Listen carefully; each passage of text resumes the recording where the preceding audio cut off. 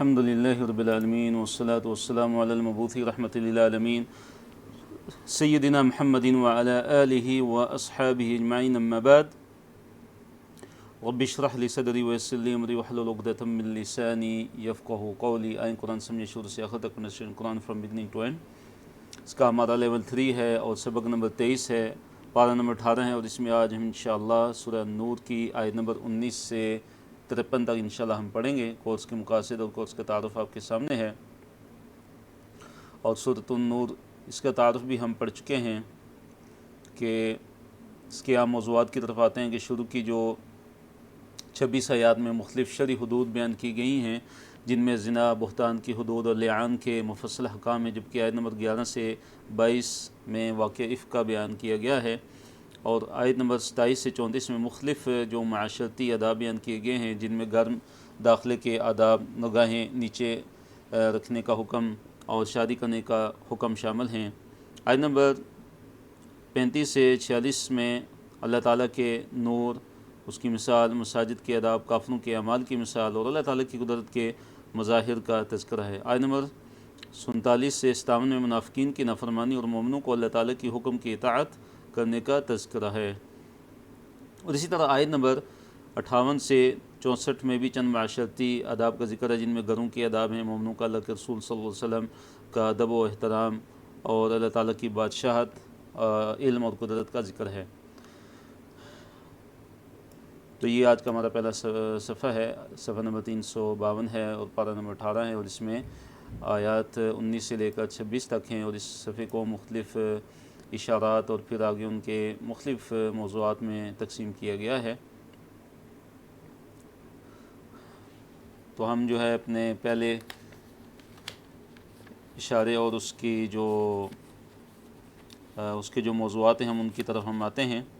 تو اللہ تعالیٰ نے ارشاد فرمایا، اعوذ باللہ من الشیطان الرجیم، بسم اللہ الرحمن الرحیم،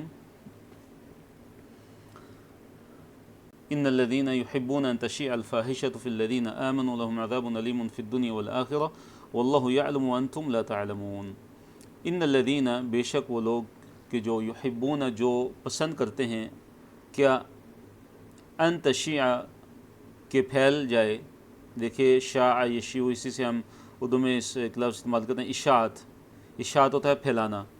تو ان تشیع، کہ پھیلے، الفاحشۃ، بے حیائی، فی الذین آمنوا، ان لوگوں میں کہ جو ایمان لائے. جو لوگ یہ پسند کرتے ہیں کہ اہل ایمان میں بے حیائی پھیل جائے، تو کیا سزا ہے ان کے لیے؟ لہم عذاب علیم، ان کے لیے عذاب علیم ہے، فی الدنیا، دنیا میں، والآخرۃ، اور آخرت میں. ان کے لیے دنیا میں بھی عذاب ہے اور آخرت میں بھی عذاب ہے. دیکھیے واقعہ افک جیسا کہ ہم نے کل پڑھا تھا اور سورہ نور کے اندر گزر چکا، کہ جس میں منافقین کی طرف سے حضرت عائشہ رضی اللہ تعالی عنہ، جو ام المؤمنین ہیں، مومنوں کی مائیں ہیں، رضی اللہ تعالی عنہ و ارضاہا، تو ان کی شان میں جو ہے منافقین نے گستاخی کی اور ان پہ الزام لگایا.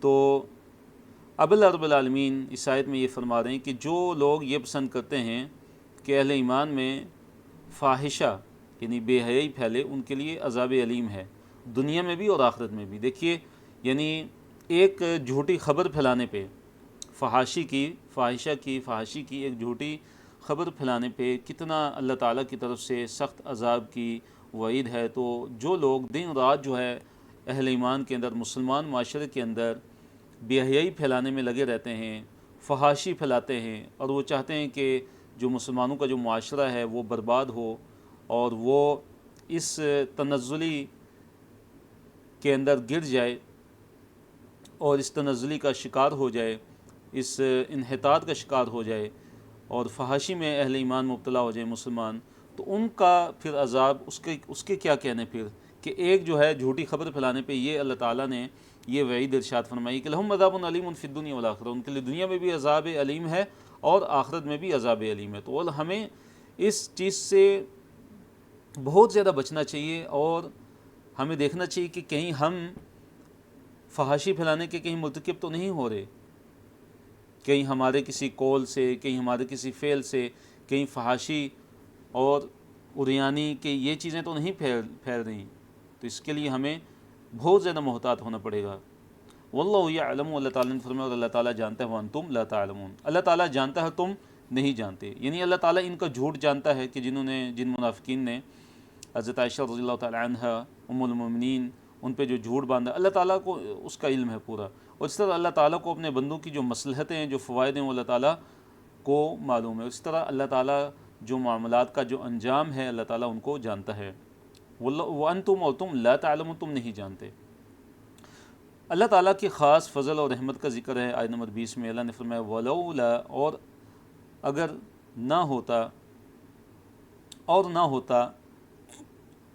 فضل اللہ، اللہ تعالیٰ کا فضل، علیکم، تم پر، ورحمتہ، اور اس کی رحمت، اگر اللہ تعالیٰ کا فضل اور اللہ تعالیٰ کی رحمت تم پر نہ ہوتی تو کیا ہوتا کہ دنیا میں ہی تم پہ اللہ تعالیٰ کا عذاب آ جاتا، دنیا میں ہی جنہوں نے تہمت لگائی ہے ان پر اللہ تعالیٰ کا فوراً کیا آ جاتا، عذاب آ جاتا۔ یہ تو اللہ تعالیٰ کی رحمت اور اللہ تعالیٰ کا فضل ہے کہ اللہ تعالیٰ نے جو ہے تمہیں مہلت دی ہے، اور اگر یہ اللہ تعالیٰ کی نعمت نہ ہوتی، اللہ کا فضل نہ ہوتا اور اللہ کی رحمت نہ ہوتی تو جنہوں نے تہمت لگائی ہے، جنہوں نے بہتان لگایا ہے حضرت عائشہ رضی اللہ تعالیٰ عنہ پہ، تو فوراً اللہ تعالیٰ کا ان پر عذاب آ جاتا۔ یہ تو اللہ تعالیٰ کا کیا ہے، محض یعنی کہ ایک فضل ہے، محض ایک کرم ہے کہ اللہ تعالیٰ نے اس جرم عظیم کو بھی کیا کر دیا ہے، معاف کر دیا ہے۔ وَأَنَّ اللَّهَ رَؤُوفٌ الرحیم، اور یہ کہ اللہ تعالیٰ بڑا ہی نرمی کرنے والا ہے، بڑا ہی شفقت کرنے والا ہے، اور رحیم، اور بڑا ہی رحم کرنے والا ہے۔ شیطان کی پیروی کی ممانعت ہو، تو اللہ تعالیٰ نے شیطان کی پیروی کرنے سے، شیطان کے راستوں پہ چلنے سے اللہ تعالیٰ نے منع کیا ہے، اور فرمایا کہ جو بھی شیطان کے قدموں پہ چلے گا، شیطان کے قدموں کی پیروی کرے گا تو شیطان اس کو کیا حکم دے گا، شیطان اس کو فحاشی کا حکم دے گا اور برے کاموں کا حکم دے گا۔ اللہ نے فرمایا آیت نمبر 21 ہے، یا ایھا الذین آمنوا، اے وہ لوگوں جو ایمان لائے ہو، کیا اللہ نے حکم دیا، لا تتبعوا، مت اتباع کرو، مت پیچھے چلو، خطوات شیطان، شیطان کے جو ہے قدموں کی۔ تو دیکھیے خطوات جو ہے وہ خطوتن کی جمع ہے، خطوہ کسے کہتے ہیں، قدموں کو خطوہ کہتے ہیں، کہ شیطان کے قدموں کے پیچھے پیچھے مت چلو، شیطان کے قدموں کی پیروی مت کرو۔ مراد کیا ہے کہ شیطان کے راستوں پہ مت چلو، یہ شیطان کی اتباع اور پیروی مت کرو۔ وَمَن يَتَّبِعْ، ومن، اور جو یتبع، جو پیروی کرے گا، خطوات الشیطان، شیطان کے قدموں کی، فَإِنَّهُ، تو پس یقیناً وہ، یأمر، وہ حکم دیتا ہے، بالفحشاء، فحاشی کا، والمنکر، اور منکر کا۔ شیطان تو فحاشی کا حکم دیتا ہے، بے حیائی کا حکم دیتا ہے، اور منکر کا حکم دیتا ہے۔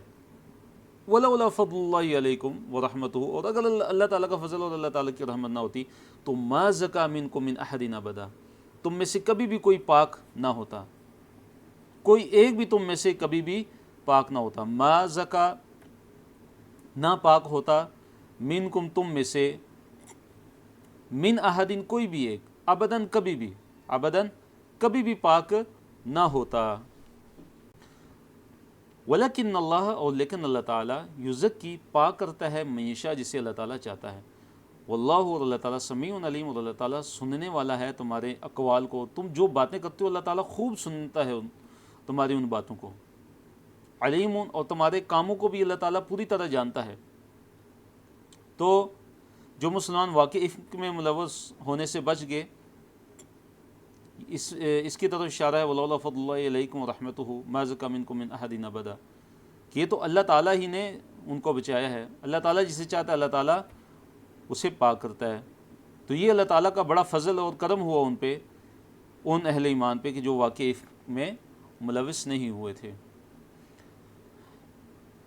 قسمیں نہ کھاؤ کہ رشتہ داروں کو نہ دیں، اور خیرات نہ کرنے کی قسم منع، معاف کرنے کی تلقین ہے، ایسے معاف کرو جیسے اللہ سے تم امید رکھتے ہو کہ اللہ تعالیٰ ہمیں معاف کر دیں۔ آیت نمبر 22 ہے، اللہ تعالیٰ نے فرمایا وَلَا يَأْتَلِ أُولُو الْفَضْلِ مِنْكُمْ وَالسَّعَةِ أَن يُؤْتُوا أُولِي الْقُرْبَى وَالْمَسَاكِينَ وَالْمُهَاجِرِينَ فِي سَبِيلِ اللَّهِ وَلْيَعْفُوا وَلْيَصْفَحُوا۔ اللہ نے فرمایا وَلَا يَأْتَلِ، اور نہ قسم کھا لیں، کون، اولو الفضل، فضل والے، جو دین میں فضیلت والے ہیں، منکم تم میں سے وسعتی اور وسعت والے، یعنی دنیاوی لحاظ سے جو وسعت والے ہیں، کس چیز کی وہ قسم نہ کھا لیں؟ ان یؤتوا کہ وہ دیں اولی القربہ قرابت داروں کو، قریبی رشتہ داروں کو، والمساکین اور مسکینوں کو، والمہاجرین فی سبیل اللہ اور جو اللہ تعالیٰ کے راستے میں ہجرت کرنے والے ہیں۔ تو مراد یہ ہے کہ تم میں سے جو فضل والے ہیں، جو فضیلت والے ہیں، اور جن کو اللہ تعالیٰ نے کشائش عطا فرمائی ہے، جن کو اللہ تعالیٰ نے مال میں وسعت عطا فرمائی ہے، وہ یہ قسم نہ کھا لیں کہ اپنے قریبی رشتہ داروں کو وہ نہیں دیں گے، ان پر خیرات نہیں کریں گے، اس طرح مساکین کو نہیں دیں گے، اور مہاجرین فی سبیل اللہ کو نہیں دیں گے، ان لوگوں کو جنہوں نے اللہ تعالیٰ کی راہ میں ہجرت کی، بلکہ ان کو کیا چاہیے؟ وَلْيَعْفُوا، لازم ہے کہ وہ معاف کریں، وَلْيَصْفُوا، اور درگزر کریں۔ اَلَا تُحِبُّونَ، کیا تم پسند نہیں کرتے؟ ان یغفر اللہ لکم، کہ اللہ تعالیٰ تمہیں بخش دے، واللہ غفور الرحیم، اور جان لو کہ اللہ تعالیٰ بڑے ہی بخشنے والا ہے اور بڑے ہی رحم کرنے والا ہے۔ تو اس آیت کا شان نزول کیا ہے کہ واقعہ جو افک ہے، واقعہ افک، اس کے اندر جو تین جو اہل ایمان تھے، مسلمان تھے، جو منافقین کی سازش میں وہ بھی آگئے تھے، ان میں سے ایک کون تھے؟ مصطح بن اثاثہ۔ جو مصطح تھے وہ حضرت ابوبکر صدیق رضی اللہ تعالیٰ عنہ کے خالہ زاد تھے، اور حضرت ابوبکر صدیق رضی اللہ تعالیٰ عنہ ان پر خرچ کرتے تھے، ان پر کیا کرتے تھے؟ ان پہ خرچ کرتے تھے، ان کی کفالت کرتے تھے۔ تو حضرت جو مصطح تھے وہ بھی حضرت عائشہ رضی اللہ تعالیٰ عنہ کے خلاف مہم میں وہ بھی شریک ہو گئے تھے۔ حضرت ابوبکر صدیق رضی اللہ تعالیٰ عنہ کو جب پتہ چلا تو ان کو بہت سخت جو ہے صدمہ ہوا، اور یہ ایک فطری عمل تھا، ایک فطری ایک معاملہ تھا۔ تو اب کیا ہوتا ہے کہ جب حضرت عائشہ رضی اللہ تعالیٰ عنہ کی جب برات نازل ہوتی ہے قرآن کے اندر، تو حضرت ابوبکر صدیق رضی اللہ تعالیٰ عنہ کیا کرتے ہیں کہ قسم کھا لیتے ہیں، وہ قسم کھا لیتے ہیں کہ آئندہ کسی بھی طرح کا جو ہے کوئی فائدہ، کوئی مالی فائدہ وہ مصطح کو نہیں دیں گے، کہ اس نے میری بیٹی پہ جو بہتان لگا، جو افک کا یہ جو واقعہ ہوا، وہ بھی اس میں جو ہے وہ شریک تھا۔ اور یہ قسم بھی ان کی کیا تھی؟ انسانی فطرت کے مطابق ہی تھی، کہ ایک جو ہے باپ جو وہ بالکل یہ اس کی غیرت یہ گوارہ نہیں کرتی، لیکن جو ہے حضرت ابوبکر صدیق رضی اللہ تعالیٰ عنہ کا جو مقام تھا وہ بہت ہی بڑا مقام ہے، بہت ہی بڑا مرتبہ ہے، کہ صدیقیت کا مرتبہ ہے۔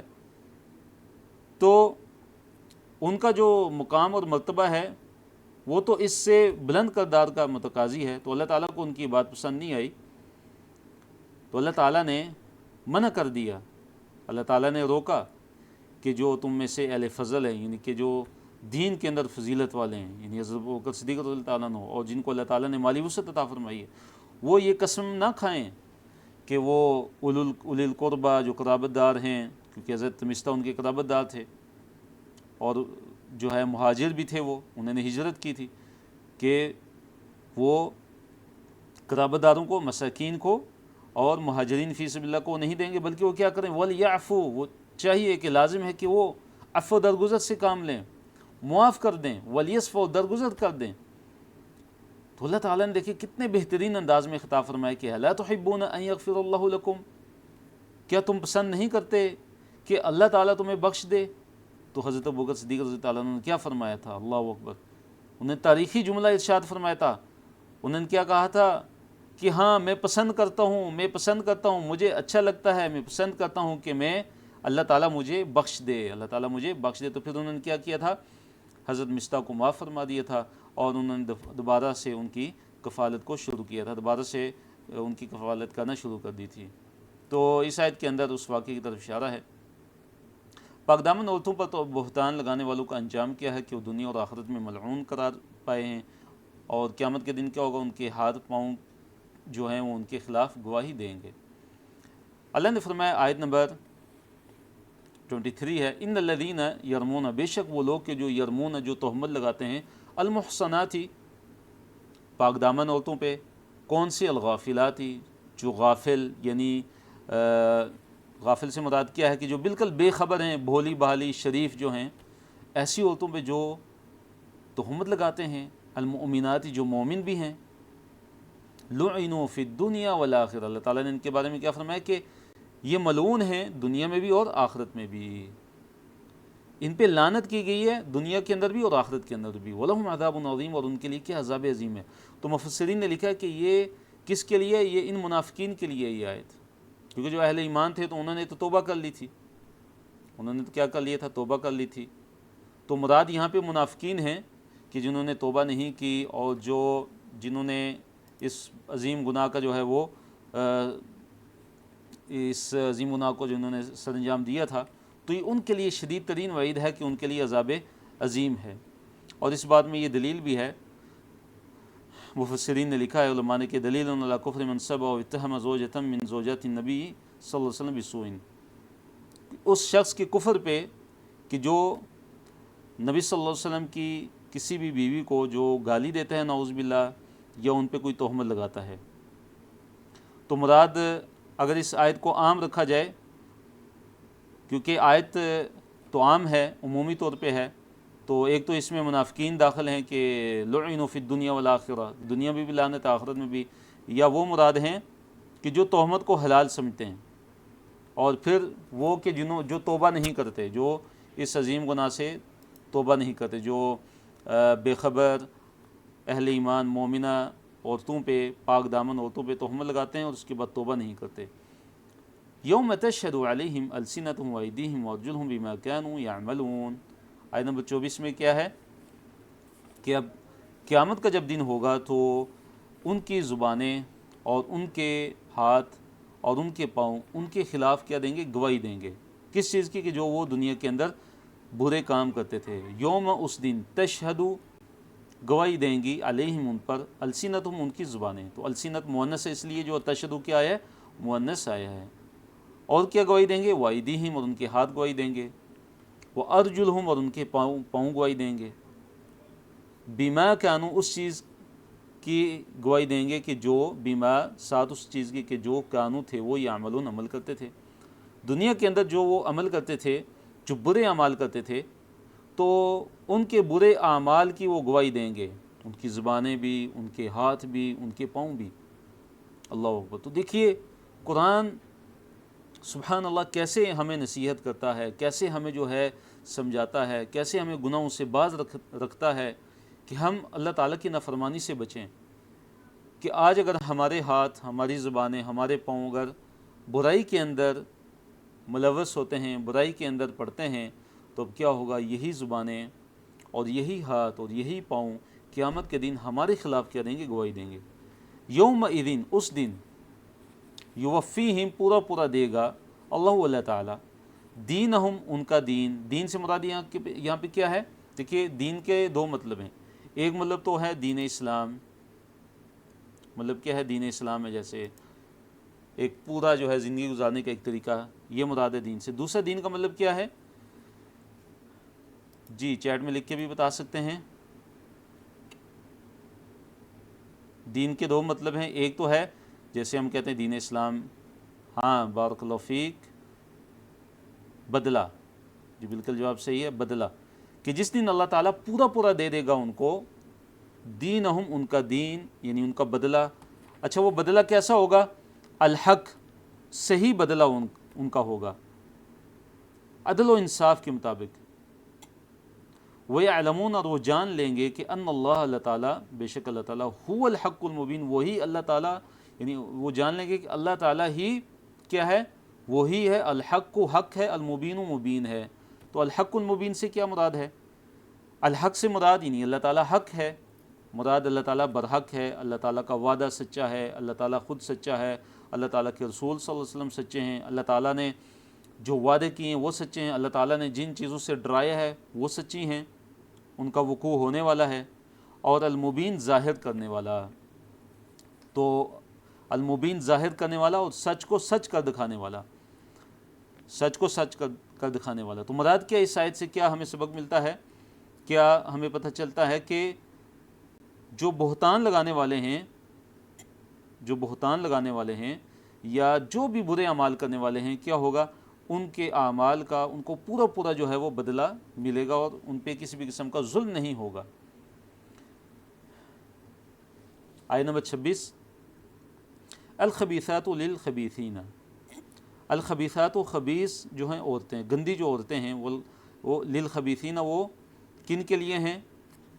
خبیث مردوں کے لیے. الخبیثات خبیثات خبیثت ان کی جمع ہے، اور خبیثین خبیث ان کی جمع ہے. جو خبیث عورتیں ہیں وہ کن کے لائق ہیں؟ خبیث مردوں کے ہی لائق ہیں. جو گندی عورتیں ہیں وہ گندے مردوں کے ہی وہ جو ہیں وہ کیا ہیں؟ لائق ہیں.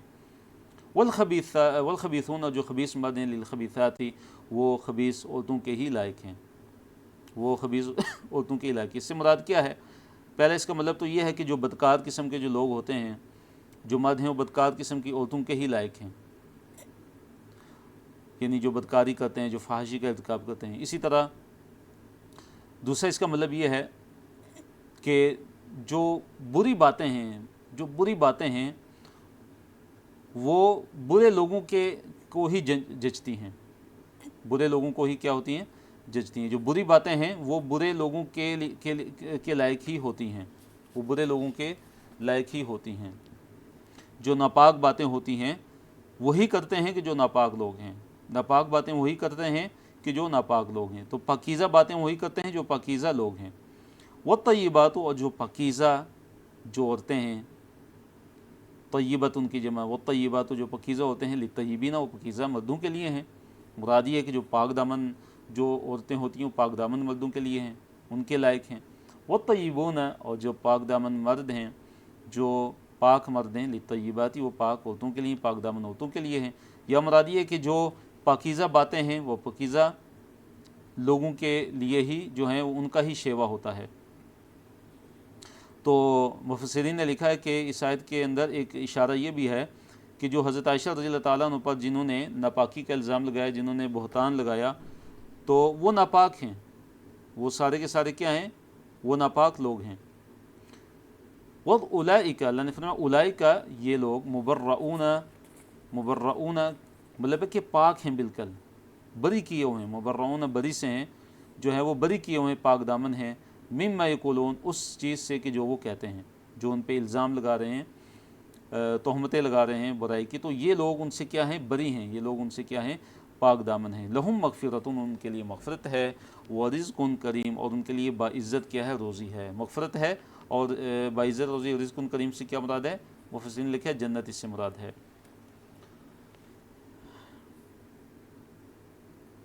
دوسرے صفحے کی طرف ہم آتے ہیں.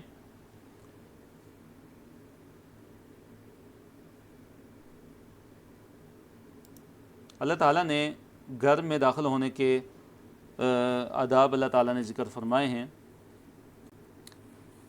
آیت نمبر 27 ہے، یا ایھا الذین آمنوا اے وہ لوگوں جو ایمان لائے ہو، لا تدخلوا مت داخل ہو بیوتاً گھروں میں، غیر بیوتکم اپنے گھروں کے علاوہ. اپنے گھروں کے علاوہ جب آپ کسی دوسرے کے گھر میں جب تم جاتے ہو تو کیا کرنا ہے؟ تم نے داخل نہیں ہونا یہاں تک کہ حتی تستانسوا یہاں تک کہ تم جو ہے اجازت لے لو. یعنی پہلا کیا ادب ذکر کیا کہ اجازت لینی ہے، وہ تسلموا اور تم سلام کرو علی اہلیہ ان گھر والوں پہ. تو گھر کے آداب میں سے کیا ہے کہ سلام کیا جائے اور اجازت لی جائے. تو اس کا جو سنت کے مطابق جو طریقہ وہ کیا ہے؟ السلام علیکم ادخلوا، یعنی سلام کہنا ہے السلام علیکم کیا میں داخل ہو سکتا ہوں؟ ادخلوا کیا میں داخل ہو سکتا ہوں؟ تو ایسے جو ہے اجازت لینی ہے یہاں تک کہ حتی تستانسوا یہاں تک تم اجازت لو. تو پہلے اجازت کا ذکر اور بعد میں سلام کا ذکر ہے. جبکہ سنت میں کیا ہے کہ سلام کیا جائے اور اس کے بعد اجازت لی جائے، سلام کیا جائے اور اس کے بعد اجازت لی جائے. تو سنت طریقہ کیا ہے کہ السلام علیکم سلام کیا جائے اور اس کے بعد یہ کہا جائے ادخلوا کیا میں داخل ہو سکتا ہوں. اور پھر اس میں آداب کیا ہیں کہ غیر موجودگی میں بلا اجازت داخل نہیں ہونا ہے، اور اسی طرح دروازے کے دائیں یا بائیں کھڑا ہونا ہے، دروازے کے بالکل سامنے کھڑا نہیں ہونا کہ اچانک نظر پڑ جائے گھر والوں پہ. تو یہ بھی ایک گناہ کا کام ہے کہ ایک انسان جو ہے دروازے کے آگے کھڑا ہو کے گھر والوں کی طرف جو ہے وہ جھانکتا ہے. تو حدیث کے اندر ہے کہ اگر گھر والے کہ جس گھر میں وہ بغیر اجازت کے وہ داخل ہوتا ہے یا بغیر اجازت کے اگر وہ جھانکتا ہے، تو حدیث کے اندر کیا ہے اگر بغیر وہ جھانکتا ہے اس طرح، تو اگر وہ اس کی آنکھ اگر پھوڑ دیتے ہیں تو ان پر کوئی گناہ نہیں ہے، کوئی بھی ان پہ حرج بالکل نہیں ہے، کیونکہ ایک سخت گناہ کا کام ہے. اور اسی طرح گھر میں داخل ہونے کے آداب میں سے یہ ہے کہ جب وہ نام پوچھے کون، تو انا نہیں کہنا، آگے سے میں نہیں کہنا، بلکہ اپنا نام بتا کے تعارف کروانا ہے۔ اور اسی طرح 3 دفعہ اجازت لینی ہے، 3 دفعہ اجازت لینی ہے۔ اگر 3 دفعہ جو ہے اجازت نہیں ملتی تو واپس آ جائیں، اور اگر یہ کہہ دیجئے کہ واپس چلے جاؤ، واپس جانے کا کہا جائے تو لوٹ آنا ہے، اور اس کو اپنے نفس کے خلاف نہیں سمجھنا۔ تو اللہ تعالیٰ نے فرمایا ذَلِكُمْ خَيْرٌ لَكُمْ لَعَلَّكُمْ تَذَكَّرُونَ، یہ تمہارے لیے زیادہ بہتر ہے، ذَلِكُمْ خَيْرٌ لَكُمْ، یہ تمہارے لیے زیادہ بہتر ہے تاکہ تم جو ہے نصیحت حاصل کرو۔ ذَلِكُمْ خَيْرٌ لَكُمْ لَعَلَّكُمْ تَذَكَّرُونَ، یہ تمہارے لیے زیادہ بہتر ہے، کیا مطلب کہ اجازت لینا اور سلام کرنا، اجازت لینا یہ تمہارے لیے زیادہ بہتر ہے، لعلکم تذکرون، تاکہ تم اللہ تعالیٰ کے جو اوامر ہیں، اللہ تعالیٰ نے جو تمہیں حکم دیے تاکہ تم ان کو یاد کرو، لعلکم تذکرون، تاکہ تمہیں یاد دہانی ہو اللہ تعالیٰ کے حکموں کی، اور پھر تم اللہ تعالیٰ کے حکموں کی پیروی کرو۔ فَإِن لَمْ تَجِدُوا فِيهَا أَحَدًا، اب یہاں پہ یہ بیان کیا جا رہا ہے کہ اگر تم جو ہے گھر میں کسی کو نہ پاؤ تو پھر داخل نہ ہو گھر میں یہاں تک کہ تمہیں اجازت نہ دے دی جائے۔ فَإِن لَمْ تَجِدُوا فِيهَا أَحَدًا، پھر اگر تم نہ پاؤ فیہا ان میں یعنی گھروں میں، احدن کسی ایک کو بھی، فَلَا تَدْخُلُوهَا پس مت داخل ہو ان میں یعنی گھروں میں، حتیٰ یہاں تک کہ یؤذن تمہیں اجازت دے دی جائے، لکم تمہارے لیے، یہاں تک کہ تمہیں اجازت دے دی جائے۔ وَإِن قِیلَ اور اگر تمہیں کہا جائے، لکم تمہارے لیے، یعنی اگر تمہیں کہا جائے ارجعوا کہ واپس چلے جاؤ، فرجعوا تو تم واپس چلے جاؤ، کسی کے گھر میں تم جاتے ہو اور گھر والے آگے سے کیا کہتے ہیں کہ واپس چلے جائیں، تو تم نے واپس چلے جانا ہے۔ کیا ہے؟ ہوا ازکیٰ لکم، یہ تمہارے لیے زیادہ پاکیزہ ہے، یہ واپس لوٹ جانا یہ تمہارے لیے کیا ہے؟ زیادہ پاکیزہ ہے۔ واللہ بما تعملون علیم، اور اللہ تعالیٰ جو کچھ تم عمل کرتے ہو خوب جاننے والا ہے، اللہ تعالیٰ تمہارے اعمال سے خوب واقف ہے۔ لیس علیکم جناح ان تدخلوا بیوتا غیر مسکونۃ فیہا متاع لکم، اب دیکھیے بعض جو گھر ہیں وہ غیر آباد ہوتے ہیں کہ وہ رہنے والے گھر نہیں ہوتے، تو ان میں غیر آباد میں داخلے کی جو کیا ہے اجازت ہے کہ وہاں پہ داخل ہوا جا سکتا ہے۔ لیس علیکم جناح، نہیں ہے تم پہ کوئی جناح مطلب کوئی گناہ، کس چیز میں؟ کہ ان یہ کہ تدخلو تم داخل ہو، کہاں پہ؟ بیوتن گھروں میں، کیسے گھر؟ غیر مسکونتین کہ جو بے آباد ہیں، غیر آباد ہیں، غیر مسکونہ، مسکونہ سکن سے، سکن ساکن ہو، سکن سے کیا مراد ہے؟ رہنا، اسی سے لفظ مسکن آتا ہے۔ تو غیر مسکونہ سے مراد کیا ہے؟ کہ ایسے گھر جو ہیں جو غیر آباد ہیں، جو بے آباد گھر ہیں، اور کیا ہے؟ فیہا ان گھروں میں، متاع لکم تمہارے لیے متاع ہے، تمہارے لیے منفعت ہے، تمہارے فائدے کی کوئی چیز ہے، یعنی رہنے کی جگہ تو وہ نہیں ہیں، تمہارے رہنے کی جگہ وہ نہیں ہیں، غیر آباد وہ گھر ہیں۔ تو مراد اس سے کیا چیزیں ہیں؟ تو کہ ان کے اندر جانے کی اجازت دی گئی ہے،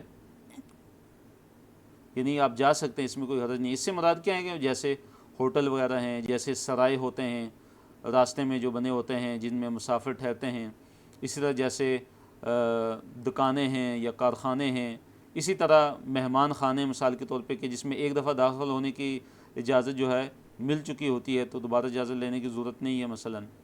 تو اس طرح کی جو جگہ ہیں جو غیر آباد جہاں پہ رہا نہیں جاتا، تو اور اس میں تمہارے لیے کیا ہے؟ فیہا متاع لکم، تمہارے فائدے کی کوئی چیز ہوتی ہے، اس میں تمہارا کوئی فائدہ ہوتا ہے اس لیے تم وہاں پہ جاتے ہو، تو اس میں بغیر اجازت کے جو ہے داخل ہو سکتے ہیں۔ ان گھروں میں داخل ہونے کے لیے اجازت کی ضرورت بالکل نہیں ہے۔ اور اللہ نے فرمایا واللہ یعلم ما تبدون وما تکتمون، اللہ تعالیٰ زیادہ اور اللہ تعالیٰ جانتا ہے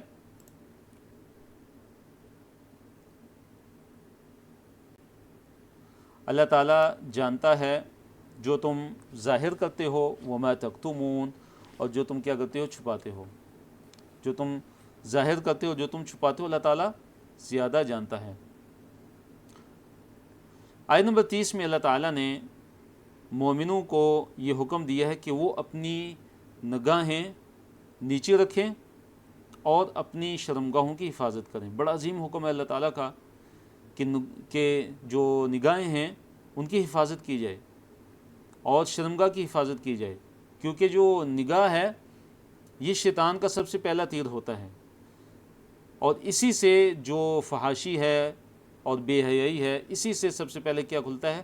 ایک راستہ کھلتا ہے، اور اس کے بعد جو ہے شیطان انسان کو گمراہ کرتا ہے اور مختلف قسم کے جو برائیاں ہیں، جو فحاشی کے کام ہیں، ان میں پھر کیا کرتا ہے؟ اس ذریعے سے کیا کرتا ہے؟ پھر شیطان ایک مسلمان کو، ایک مومن کو ان میں مبتلا کرتا ہے۔ تو اللہ نے فرمایا کل کہہ دیجئے للمومنین، کن کو؟ اہل ایمان کو، مومن مردوں کو، کہ یغضوا، کہ وہ پست رکھیں، نیچے رکھیں، من ابصارہم، اپنی آنکھیں، اپنی نگاہیں۔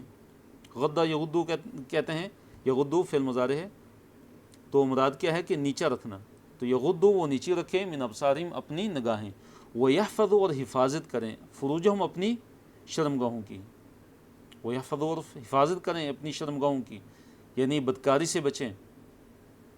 ذالک ازکی لہم، یہ ان کے لیے زیادہ پاکیزہ ہے۔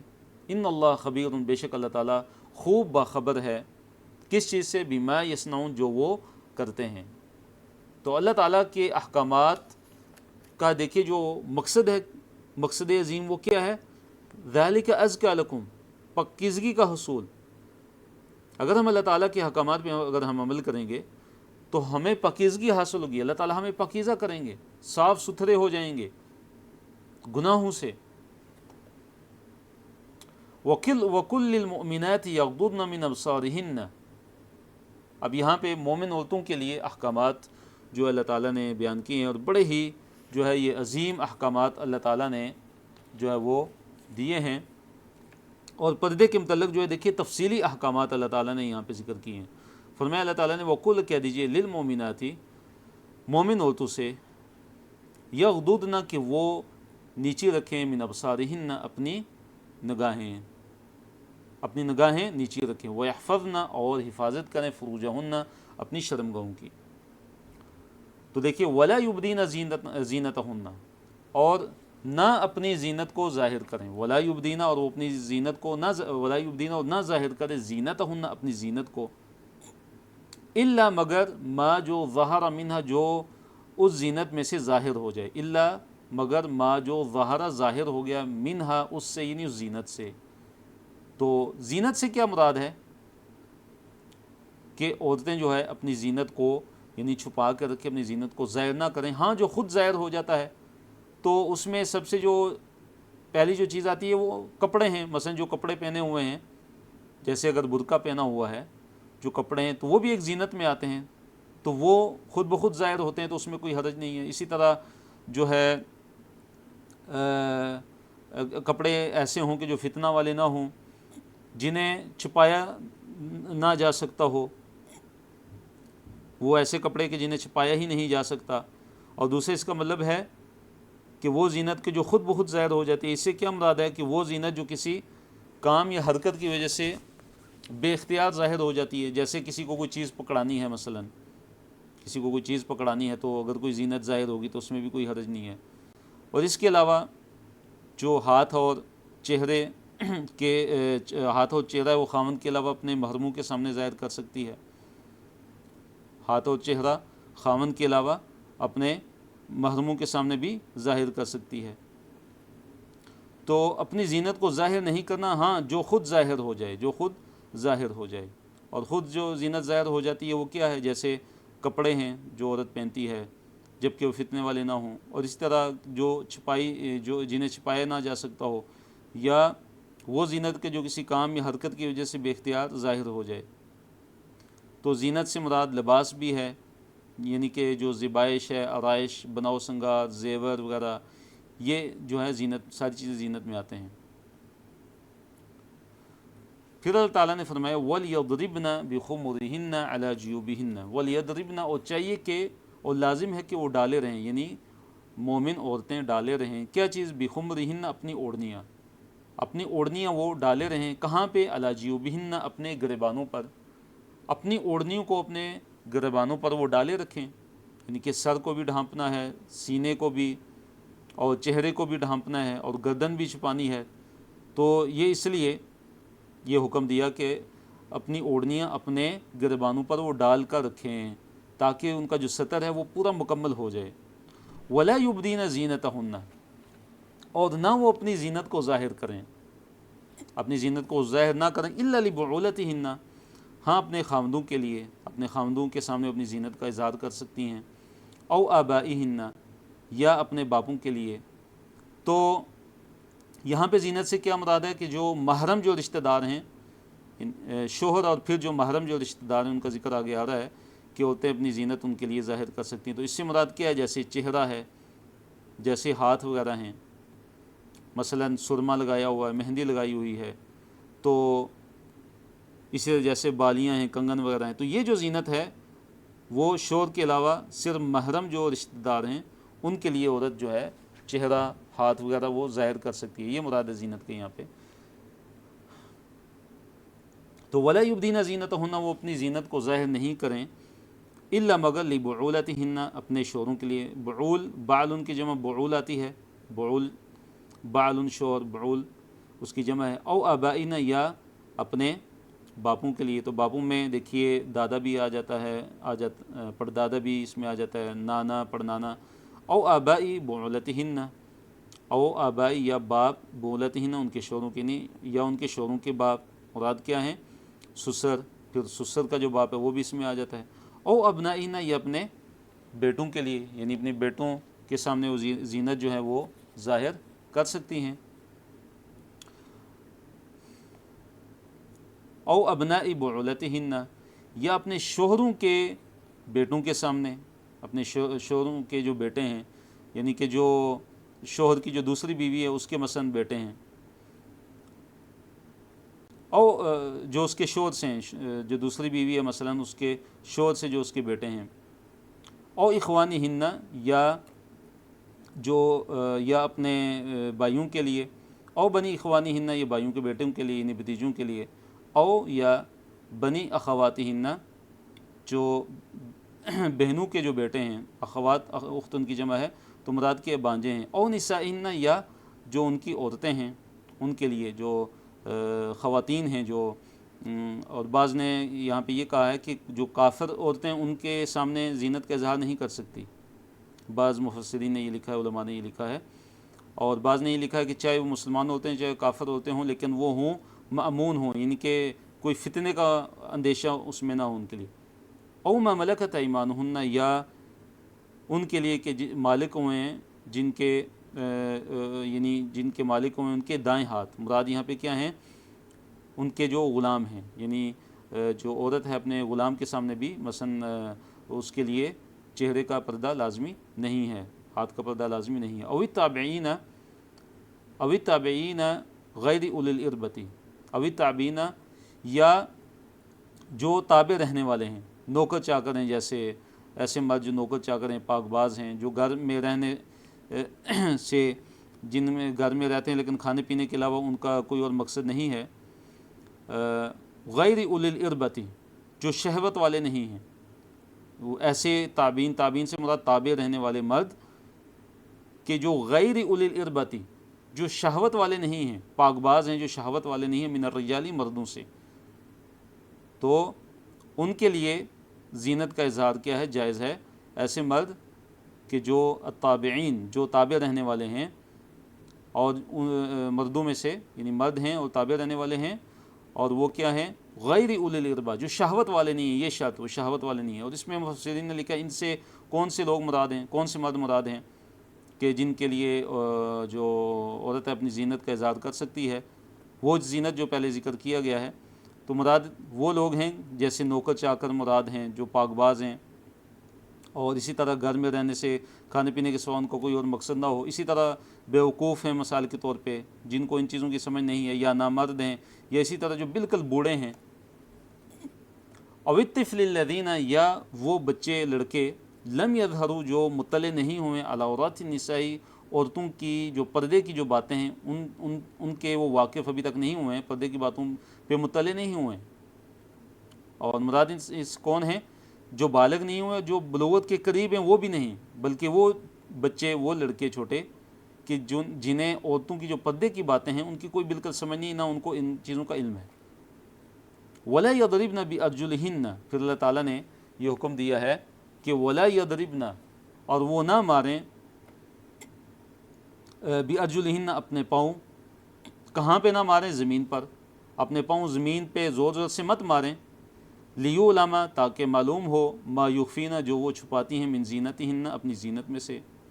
مراد یہ کہ اپنے وہ پاؤں زمین پر زور زور سے نہ ماریں کہ ان کی جو چھپی ہوئی جو زینت ہے تاکہ وہ معلوم ہو جائے مردوں کو۔ مراد کیا ہے کہ جیسے پازیب کی جو جنکار ہے کہ وہ اس کی آواز آئے اور مردوں کو اپنی طرف متوجہ کرے، اسی طرح اونچی ایڑی والی جو سینڈل ہے کہ جس سے چلنے سے جو آواز آتی ہے، جیسے ٹک ٹک کی آواز آتی ہے، تو ان چیزوں سے بچنے کا اللہ تعالیٰ نے حکم دیا۔ اور آخر میں اللہ تعالیٰ نے جو ہے توبہ کا حکم دیا ہے اور فرمایا کہ وَتُوبُوا إِلَى اللَّهِ، اور توبہ کرو اللہ تعالیٰ کی طرف، جمیعاً، سارے کے سارے، ایھا المؤمنون، اے مومنو، مل کے اور اجتماعی توبہ کرو تم اللہ تعالیٰ سے، لعلکم تفلحون، تاکہ تم فلاح پا جاؤ، تاکہ تم فلاح پاؤ۔ تو انسان کی جو فلاح ہے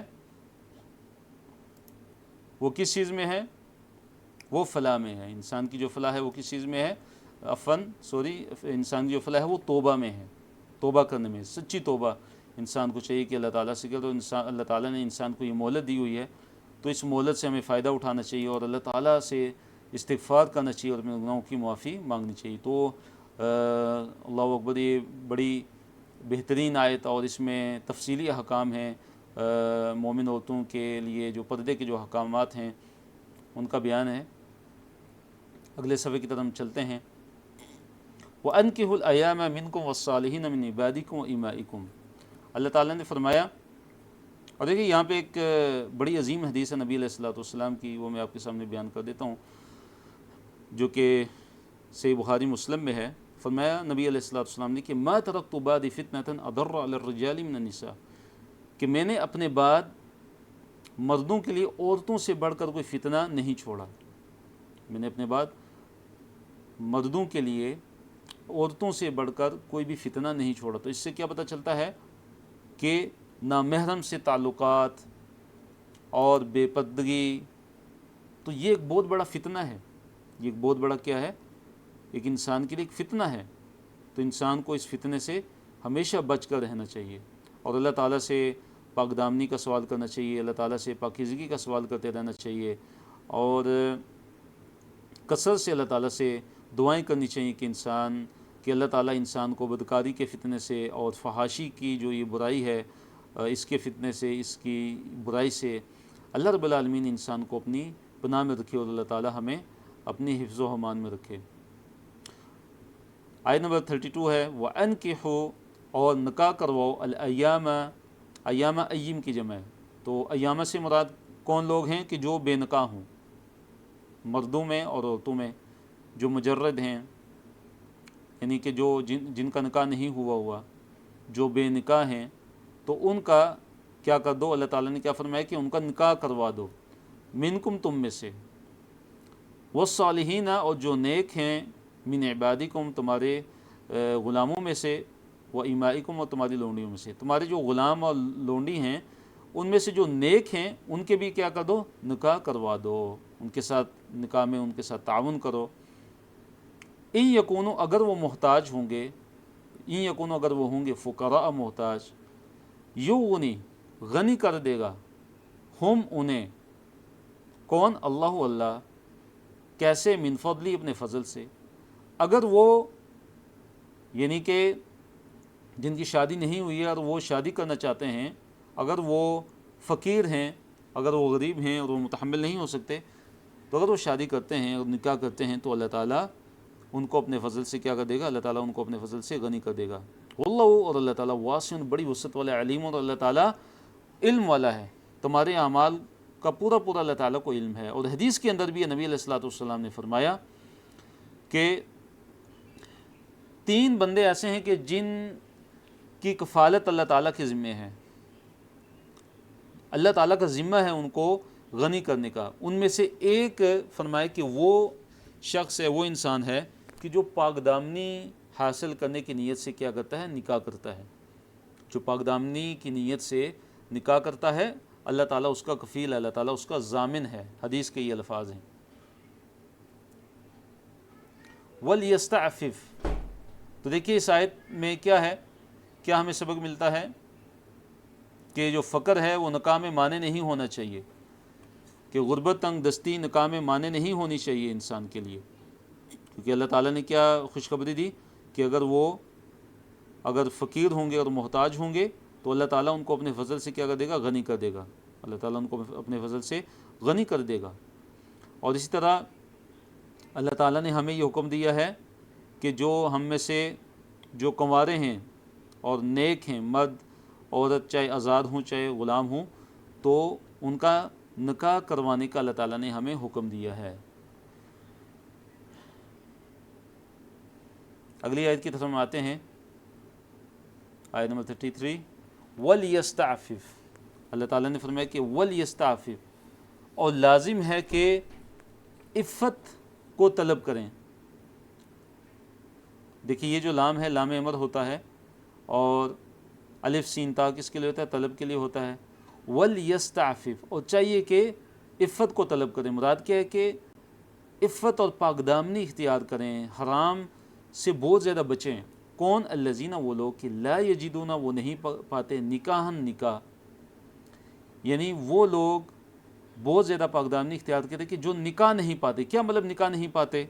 مراد یہ کہ نکاح کرنے کا سامان نہیں پاتے، نکاح نہیں کر سکتے، نکاح کی استطاعت نہیں رکھتے، یہاں تک کہ یہاں تک کہ یغنیہم اللہ، اللہ تعالیٰ ان کو غنی کر دے، من فضل، اپنے فضل سے، یہاں تک کہ اللہ تعالیٰ ان کو اپنے فضل سے غنی کر دیں۔ اور حدیث میں نبی علیہ الصلوۃ والسلام نے فرمایا، یا معاشر الشباب، اے نوجوانوں کی جماعت، من استطاع منکم الباءۃ فلیتزوج، تم میں سے جو نکاح کرنے کی طاقت رکھتا ہے وہ اس کو چاہیے کہ وہ نکاح کرے، وہ شادی کرے۔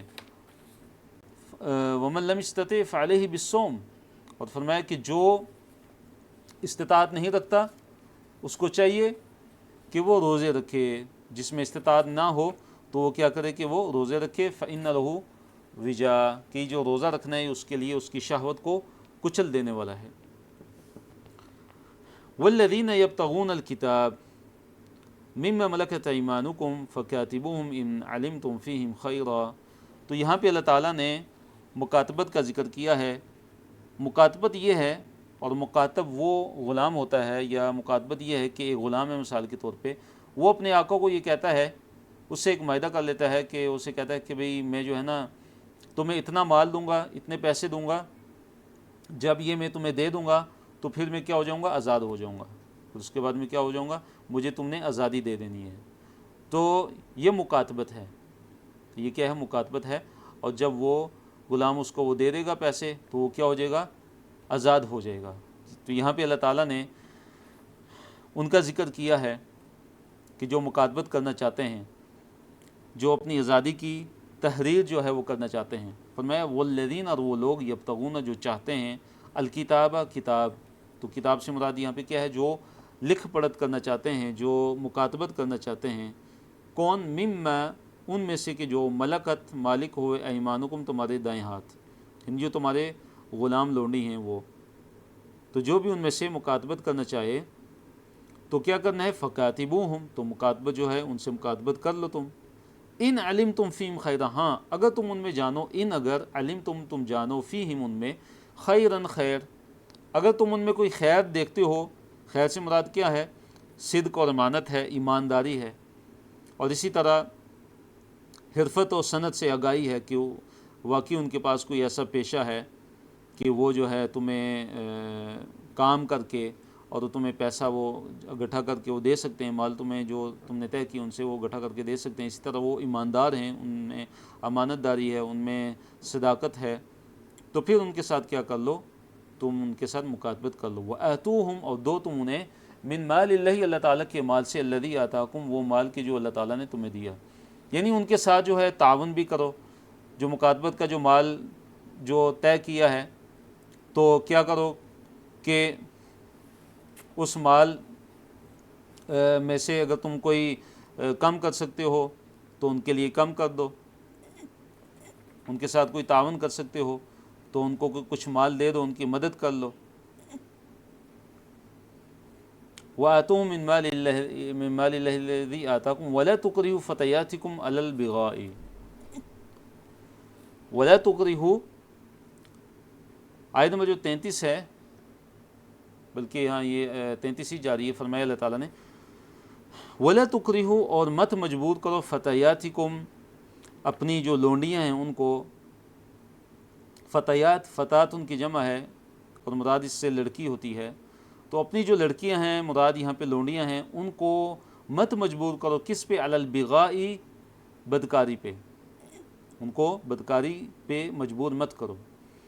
ان اگر اردنا، وہ چاہیں، تحسناً، اگر وہ پاکدامنی اختیار کرنا چاہیں، اگر وہ پاکدامنی اختیار کرنا چاہیں تو ان کو بدکاری کرنے پہ جو ہے مجبور بالکل نہ کرو. لتبتغوا، تاکہ تم تلاش کرو، تاکہ تم طلب کرو. عرض الحیات الدنیا، دنیا کا حقیر سا سامان. عرض کہتے ہیں سامان کو، الحیات دنیا، دنیا کا. تو دیکھیے ہوتا یہ تھا کہ زمانہ جاہلیت میں بعض لوگ کیا کرتے تھے کہ صرف دنیاوی مال و متاع کے لیے اپنی لونڈیوں کو بدکاری پر کیا کرتے تھے، نعوذ باللہ والعیاذ باللہ، ان کو مجبور کرتے تھے. تو اللہ تعالیٰ نے اہل ایمان کو اس انتہائی کبھی اور برے فعل سے کیا کر دیا، منع کر دیا. اور ساتھ اللہ نے کیا فرمایا، وَمَن يُكْرِهْهُنَّ، اور جو کوئی ان لونڈیوں کو ان پہ اکراہ کرے گا. اکرہ یکرہ چیپٹر کون سا ہے؟ اسلم یسلم. اکرہ یکرہ سے مراد ہے اکراہ کسے کہتے ہیں؟ کسی کو مجبور کرنا، کسی کو کسی کام پہ مجبور کر دینا. تو من یکرہن، تو ہن جو ہے یہ مؤنث جمع غائب، ہن یہ کس کے لیے ہے؟ کیونکہ پیچھے فتیات کا ذکر ہے، مراد لونڈیاں ہیں. تو جو ان کو کیا کرے گا، ان کو مجبور کرے گا، تو فإن اللہ، بے شک اللہ تعالیٰ، من بعد اکراہہن، ان کے مجبور کرنے کے بعد اللہ تعالیٰ کیا، غفور، اللہ تعالیٰ بخشنے والا، رحیم، اللہ تعالیٰ رحم کرنے والا ہے. تو اگر لونڈیوں کو اگر کوئی مجبور کرتا ہے اس طرح تو گناہ مجبور کرنے والے پر ہوگا، ان کو گناہ نہیں ہوگا، بلکہ اللہ تعالیٰ نے ان کے لیے کیا فرمایا کہ اللہ تعالیٰ ان کے لیے غفور الرحیم ہے. حدیث کے اندر بھی نبی علیہ الصلوۃ والسلام نے فرمایا کہ اللہ تعالیٰ نے میری امت کو سے تجاوز کیا ہے، معاف فرما دیا ہے. اور ان میں سے ایک وہ چیز ذکر کی ہے کہ جس کام پر ان کو مجبور کر دیا جائے، جس کام پر ان کو مجبور کر دیا جائے کہ ان میں اس کی بچنے کی استطاعت ہی نہیں ہے، ان کو ایسا مجبور کر دیا گیا ہے، تو وہ بھی، اس سے بھی اللہ تعالیٰ نے کیا کر دیا ہے، درگزر کر دیا ہے. تو اللہ تعالیٰ نے واضح احکامات نازل کیے. آیت نمبر 34 میں اللہ نے بیان کیا کہ اللہ تعالیٰ نے جو ہے قرآن جو نازل کیا ہے یہ انتہائی واضح ہے. اس کے جو احکامات ہیں وہ کیا ہیں، انتہائی کیا ہیں، واضح ہیں. فرمایا وَلَقَدْ أَنزَلْنَا إِلَيْكُمْ، اور یہ کہ البتہ یقیناً ہم نے نازل کی، الیکم تمہاری طرف، آیاتن، آیتیں، کیسی، مبیناتن، کھول کھول کر بیان کرنے والی، کھول کھول کر ہم نے بیان کرنے والی آیتوں کو نازل کر دیا ہے. وَمَثَلًا، اور حال ہم نے بیان کیا ہے، مثلاً مثال سے، حال یعنی کہ کن لوگوں کا، من الذین، ان لوگوں میں سے، خلو جو گزر چکے، من قبلکم، تم سے پہلے، تم سے پہلے جو اقوام سابقہ گزر چکی ہیں، تو ہم نے ان کے بھی حالات، کچھ احوال جو ہم نے تمہارے سامنے بیان کیے کہ ان میں جو اہل ایمان تھے کیسے اللہ تعالیٰ نے ان کی مدد کی، اور جو اہل کفر تھے جو انبیاء پر ایمان نہیں لائے کیسے اللہ تعالیٰ نے دنیا کے اندر ہی ان پر عذاب کو نازل کیا. وہ موعظۃً، اور فرمایا کہ موعظہ، نصیحت ہم نے نازل کی ہے، للمتقین، متقی لوگوں کے لیے. اللہ نور السماوات والارض، یہ وہ آیت ہے کہ جس کی مناسبت سے سورہ نور کا نام سورہ نور رکھا گیا ہے.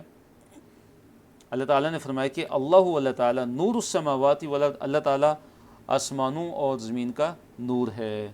تو یہاں نور سے کیا مراد ہے کہ اللہ تعالیٰ آسمانوں اور زمین کو روشن کرنے والا ہے. اللہ تعالیٰ ہی نے آسمانوں اور زمین کو کیا کیا ہے، روشن کیا ہے. مثل نورہ، اس کے نور کی جو مثال ہے وہ کیسے ہے، کمشکات، ایک مشکات کی طرح ہے. مشکات کسے کہتے ہیں؟ تاکچے کو کہتے ہیں. ایک تاک جو ہے پچھلے زمانے کے اندر جو ہے اس میں دیوار کے اندر ایک جگہ بنائی جاتی تھی جس کو چراغ دان کہتے ہیں. تو تاکہ اس میں چراغ رکھا جائے اور چراغ جلایا جاتا تھا رات کو. فرمایا کہ وہ ایک تاک ہے جیسے کہ فیہا مصباح، اس میں کیا ہو، ایک مصباح ہو، ایک چراغ ہو. مصباح کسے کہتے ہیں؟ چراغ. اب ایک تاکچہ ہے، ایک تاک ہے، اس کے اندر کیا ہے، ایک مصباح ہے، ایک چراغ ہے، اور انتہائی رات کا وقت ہے مثلا، اور پھر فرمایا المصباح، اور جو مصباح ہے، جو چراغ ہے، فی زجاجتن، وہ زجاجہ سے کہتے ہیں شیشے کو کہتے ہیں، فانوس یا قندیل کہہ سکتے ہیں، شیشے کے بنے ہوتے ہیں. تو فرمایا کہ وہ شیشے کے اندر ہے. وہ کیا ہے؟ شیشے کے اندر. الزجاجۃ، اب وہ شیشہ اتنا زبردست ہے، اتنا بہترین ہے کہ کأنہا، گویا کہ وہ شیشہ، وہ فانوس، وہ قندیل کیسے ہے کہ کأنہا، گویا کہ وہ کوکب، وہ ستارہ ہے. کوکب کسے کہتے ہیں؟ ستارے کو. کیسا ستارہ ہو؟ گویا کہ وہ شیشہ کیسا ہے؟ ایسا ستارہ کہ دری، چمکدار، انتہائی چمکتا ہوا ستارہ ہے. یوقد، اب وہ جلایا جاتا ہے. کیا؟ چراغ. من شجرۃ، ایک درخت سے. وہ درخت کیسا ہے؟ مبارکۃ، بڑا برکت والا ہے. برکت والے سے مراد کیا؟ بڑے فوائد ہیں اس میں. تو وہ کون سا درخت ہے برکت والا؟ زیتونۃ، زیتون کا درخت ہے. اور ایک اور صفت آگے کیا بیان کی اس کی؟ لا شرقیۃ، نہ وہ مشرقی ہے، شرقی ہے، ولا غربیۃ، نہ وہ غربی ہے. مراد کیا ہے اس سے؟ نہ وہ، یعنی ایسا درخت ہے، زیتون کا ایسا درخت ہے کہ جو نہ مشرقی ہے نہ مغربی. مطلب یہ ہے کہ کوئی ایسا درخت نہیں ہے، زیتون کا کوئی ایسا درخت نہیں ہے کہ سورج طلوع ہوتے وقت بس اس پہ دھوپ پڑتی ہو، یا سورج غروب ہوتے اس پہ دھوپ پڑتی ہو. نہیں، بلکہ وہ بالکل صحرا کے درمیان میں ہے کہ ہر وقت اس پہ دھوپ پڑتی ہے. ہر وقت کیا ہوتا ہے؟ اس پہ دھوپ پڑتی ہے. یعنی یہ جو چراغ ہے وہ زیتون کا جو درخت ہے اس کے تیل سے جلتا ہے. اس کے تیل سے جلایا جاتا ہے. اس کے تیل سے جلایا جاتا ہے، زیت سے، تیل سے جلایا جاتا ہے. اور وہ کون سے والا زیتون کا درخت ہے؟ ایسا درخت ہے کہ جس کا جو پھل اور جس کا تیل انتہائی سب سے بہترین ہوتا ہے. اور وہ درخت ہے کہ جس پہ ہر وقت دھوپ پڑتی ہے. اس لیے لکھا ہے کہ جتنی زیادہ دھوپ پڑے، جس درخت زیتون کے جس درخت پر جتنی زیادہ دھوپ پڑے تو اتنا ہی جو اس کا تیل ہوتا ہے وہ کیا ہوتا ہے؟ اتنا ہی اس کا تیل کیا ہوتا ہے جی؟ عمدہ ہوتا ہے. اتنا ہی اس کا تیل کیا ہوتا ہے؟ عمدہ ہوتا ہے. اب تیل کی کیا صفت اللہ تعالیٰ نے بیان فرمائی؟ جو اس کا زیت ہے، فرمایا یکاد، قریب ہے، زیتوہا، اس کا زیت، اس کا تیل، یعنی اس درخت کا تیل. ہا سے مراد کیا ہے؟ جو شجرہ مبارکہ زیتون، یہ سارے مؤنث ہیں نا. پھر لا شرقیہ بھی مؤنث ہے، غربیہ بھی مؤنث ہے. تو اس لیے زیتوہا، ہا کیا ہے؟ مؤنث کی ضمیر ہے، اس لیے آئی ہے. فرمایا کہ یہ جو تیل ہے ایسا ہے کہ یضیء، یہ روشن ہو جائے. قریب ہے کہ خود ہی یہ کیا ہو جائے؟ روشن ہو جائے. قریب ہے کہ خود ہی یہ روشن ہو جائے. ولو لم تمسس نار، ولو اگرچہ لم تمسس، نہ چھوئی ہو اس کو، یعنی اس تیل کو، نارن، آگ. یعنی قریب ہے کہ خود ہی اتنا یہ صاف اور اتنا یہ بہترین یہ تیل جو ایسے درخت سے نکالا گیا ہے، زیتون کے ایسے درخت سے، کہ لا شرقیۃ ولا غربیۃ، جو نہ مشرقی ہے نہ غربی ہے. ایسا عمدہ جو ہے درخت ہے اس کا یہ تیل ہے. اور اتنا صاف ستھرا بہترین تیل ہے کہ گویا کہ یہ بس جلنے ہی والا ہے. خود ہی اس کو گویا کہ ابھی آگ لگنے والی ہے اور یہ جلے گا. اگرچہ اس کو آگ جو ہے نہ لگے، تو اگر اس کو آگ سے اگر جلائیں گے تو پھر اس کی روشنی کتنی تیز ہوگی. فرمایا نور علی نور، نور پر نور ہے. کیا ہے جی؟ نور پر نور ہے. تو نور علی نور سے کیا مراد ہے؟ کہ شیشے کے اندر چراغ ہے. دیکھیے شیشے کے اندر کیا ہے؟ چراغ ہے. اور وہ جو شیشہ وہ کس کے اندر ہے؟ طاقچے کے اندر ہے. اور اس کو، چراغ کو شیشے کے اندر رکھا گیا ہے اس لیے کہ ہواؤں کے جو تپیڑے ہیں ان سے محفوظ رہے.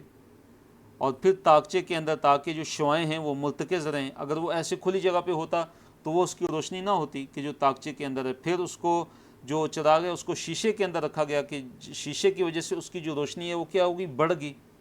اس کی روشنی کیا ہوگی؟ زیادہ ہوگی. اب کیا نور علی نور میں یہ بھی چیز آتی ہے کہ اس کا جو تیل ہے کوئی عام تیل نہیں ہے جس چراغ سے اس کو جلایا جاتا ہے، بلکہ خاص جو ہے زیتون کا وہ بھی عمدہ ترین جو درخت ہے اس کا تیل ہے. پھر تو دیکھیے نور علی نور، نور علی نور کے ایک، یعنی کہ اس دور کے اندر روشنی کرنے کے لیے کمرے کے اندر جو سب سے جو بہترین جو بندوبست ہو سکتا تھا وہ ذکر کیا گیا کہ روشنی حاصل کرنے کے لیے کسی کمرے کے اندر. تو یہ فرمایا کہ نور علی نور، کے نور علی نور ہے. یہدی اللہ، اللہ تعالیٰ ہدایت دیتا ہے، لنورہ، اپنے نور کے لیے، من یشاء، جسے اللہ تعالیٰ چاہتا ہے۔ اللہ تعالیٰ اپنے نور کے لیے جسے چاہتا ہے اللہ تعالیٰ ہدایت دیتا ہے۔ وَيَضْرِبُ اللَّهُ الْأَمْثَالَ لِلنَّاسِ، اور اللہ تعالیٰ جو ہے مثال دیتا ہے، بیان کرتا ہے لوگوں کے لیے، للناس، لوگوں کے لیے، واللہ بکل شیء علیم، اور اللہ تعالیٰ ہر چیز سے کیا ہے، جاننے والا ہے۔ اللہ تعالیٰ ہر چیز کو جاننے والا ہے۔ تو دیکھیے یہ جو آیت ہے، اس میں کیا اللہ تعالیٰ نے مثال دی ہے کہ اس آیت میں مومن کے دل میں اللہ تعالیٰ کی جو ہدایت کا جو نور ہے نا، اس کو مثال لے کر زیادہ سے زیادہ روشن بیان کرنا مقصود ہے۔ ہدایت کا جو نور ہے ایک مومن کے دل کے اندر جو ہوتا ہے، ایک مومن، ایک اہل ایمان جو مومن ہیں، ان کے دل کے اندر جو ہدایت کا اور ایمان کا جو نور ہے، تو اس کے ساتھ یہ کیا دی گئی ہے، تشبیہ دی گئی ہے۔ اور اس کو کس چیز سے تشبیہ دی گئی ہے؟ چراغ کے ساتھ، چراغ کی روشنی کے ساتھ اللہ تعالیٰ نے اس کی تشبیہ دی ہے کہ مومن کے دل میں اللہ تعالیٰ کی ہدایت کا جو نور ہے، جس کے ساتھ اللہ تعالیٰ نے تشبیہ دی ہے، تو وہ ایسے چراغ کی روشنی ہے کہ جس میں ہر طریقے سے کیا کیا گیا ہے، اضافہ کیا گیا، جس طریقے سے بھی ہو سکتا تھا اس میں اضافہ کیا گیا ہے۔ تو بعض مفسرین نے لکھا ہے کہ طاق جو ہے، جو مشکات ہے، جو طاق ہے، اس سے مراد گویا کہ مومن کا سینہ ہے، اس سے مراد کیا، گویا کہ مومن کا سینہ ہے۔ اب یہ جو اللہ نے ذکر کیا زجاجہ، جو قندیل ہے یا شیشہ ہے، یہ گویا کہ کیا ہے، مومن کا دل ہے، یہ مومن کا دل ہے۔ اور جو چراغ ہے وہ ایمان اور قرآن ہے جو مومن کے دل میں ہے۔ چراغ سے مراد جو مصباح ہے، یہ مراد کیا ہے، قرآن ہے اور ایمان ہے جو مومن کے دل میں ہے۔ تو اس طرح اللہ تعالیٰ نے اس مثال کو جو ہے بیان کیا ہے کہ اللہ تعالیٰ نے جو مومن ہے اس کے دل کے اندر جو ایمان ہے، جو ہدایت ہے، اور اسی طرح جو علم ہے، اس کو اللہ تعالیٰ نے ایک ایسے چراغ سے تشبیہ دی ہے کہ جو شیشے کی جو ہے قندیل میں ہو، اور جو صاف شفاف جو تیل ہے اس سے روشن کیا جاتا ہو۔ فی بیوت اذن اللہ ان ترفع ویذکر فیہا اسمہ یسبح لہ فیہا بالغدو والآصال۔ اللہ نے فرمایا کہ یہ فی بیوت، ان گھروں میں ہیں، یہ جو چراغ ہے ان گھروں میں ہے کہ اذن اللہ تعالیٰ نے حکم دیا ان ترفع، کہ ان کو بلند کیا جائے، اللہ تعالیٰ کے گھروں کو کیا کیا جائے، بلند کیا جائے۔ تو ترفع سے مراد یہاں پہ کیا ہے، اللہ تعالیٰ کے گھروں کو بلند کیا جائے، مطلب کہ اللہ تعالیٰ کے گھروں کی تکریم کی جائے، اللہ تعالیٰ کے گھروں یعنی مساجد کا اکرام کیا جائے، اور ان کو جو ہے پاک صاف رکھا جائے، اور ان کا خیال کیا جائے، اور ان کے اندر فضول کام اور لغویات سے بالکل اجتناب کیا جائے، یہ مراد ہے۔ یہ مراد نہیں ہے کہ مساجد کی جو ہے ان کو بلند کیا جائے، مطلب کہ ان کی جو عمارتیں، جو بلڈنگز ہیں، وہ بہت لمبی کی جائیں اور ان کو اونچا کیا جائے، یہ مراد نہیں ہے۔ مراد کیا ہے، ترفع، کہ ان کی تکریم کی جائے، مساجد کا اکرام کیا جائے۔ وَيُذْكَرَ فِيهَا اسْمُهُ، اور یاد کیا جائے، فیہا، ان میں، ان مسجدوں میں، اسمہ، اس کا نام، یعنی اللہ تعالیٰ کا نام، اللہ تعالیٰ کا ذکر کیا جائے۔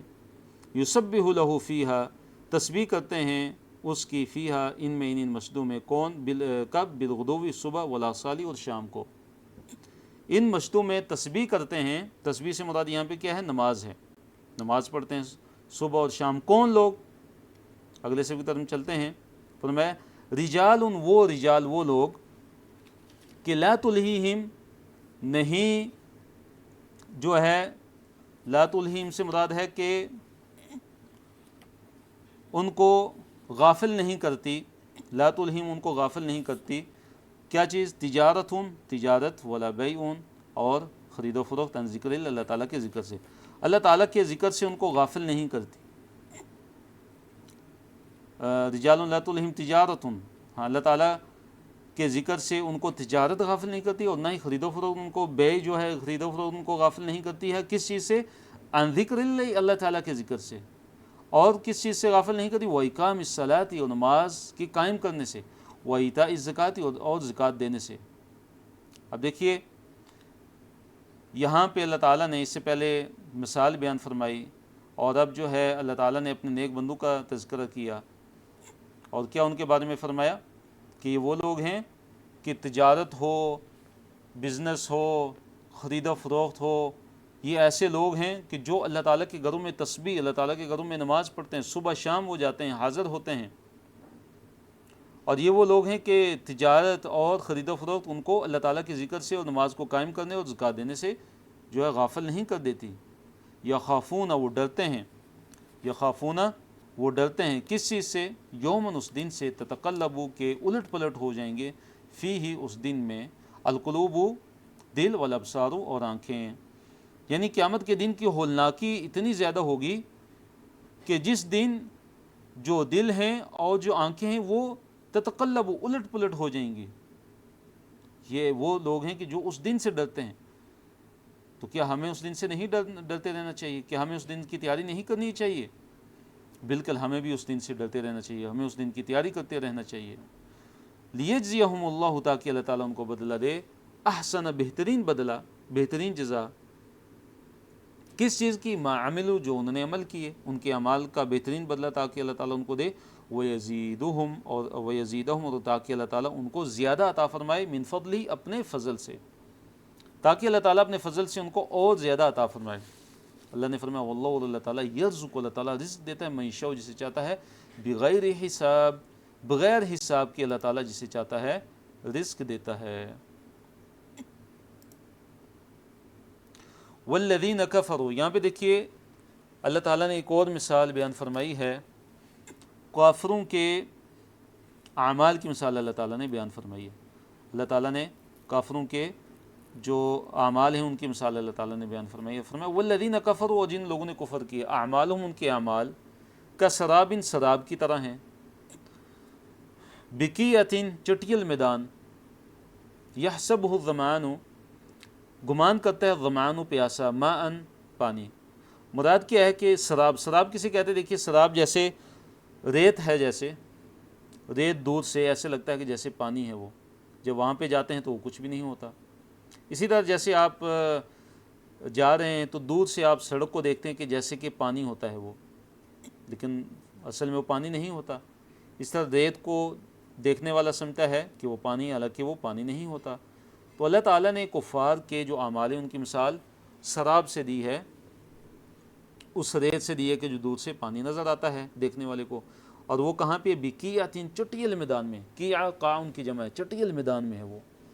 یحسبہ، حسب، یحسبہ کسے کہتے ہیں؟ فعل مضارع، یہ گمان کرنا، یحسبہ گمان کرتا ہے اسے، کون؟ الظمآن، پیاسا، ماء، پانی، پیاسا اس کو سمجھتے کہ یہ پانی ہے، پیاسا بندہ اس کو سمجھتا ہے کہ وہ پانی ہے، حتیٰ، یہاں تک کہ اذا جاءہ، جب وہ آتا ہے اس کے پاس، لم یجدہ شیئا، یہاں تک کہ جب وہ اس کے پاس جاتا ہے تو وہ اس کو کچھ بھی نہیں پاتا، لم یجدہ شیئا، وہ دیکھتا ہے تو کچھ بھی نہیں ہے، ووجد اللہ، اور پاتا ہے اللہ تعالیٰ کو، عندہ، اپنے پاس، وہ اللہ تعالیٰ کو اپنے پاس پاتا ہے، فوفاہ، تو بس وہ پورا کر دیتا ہے وہ اللہ تعالیٰ، حسابہ، اس کا حساب۔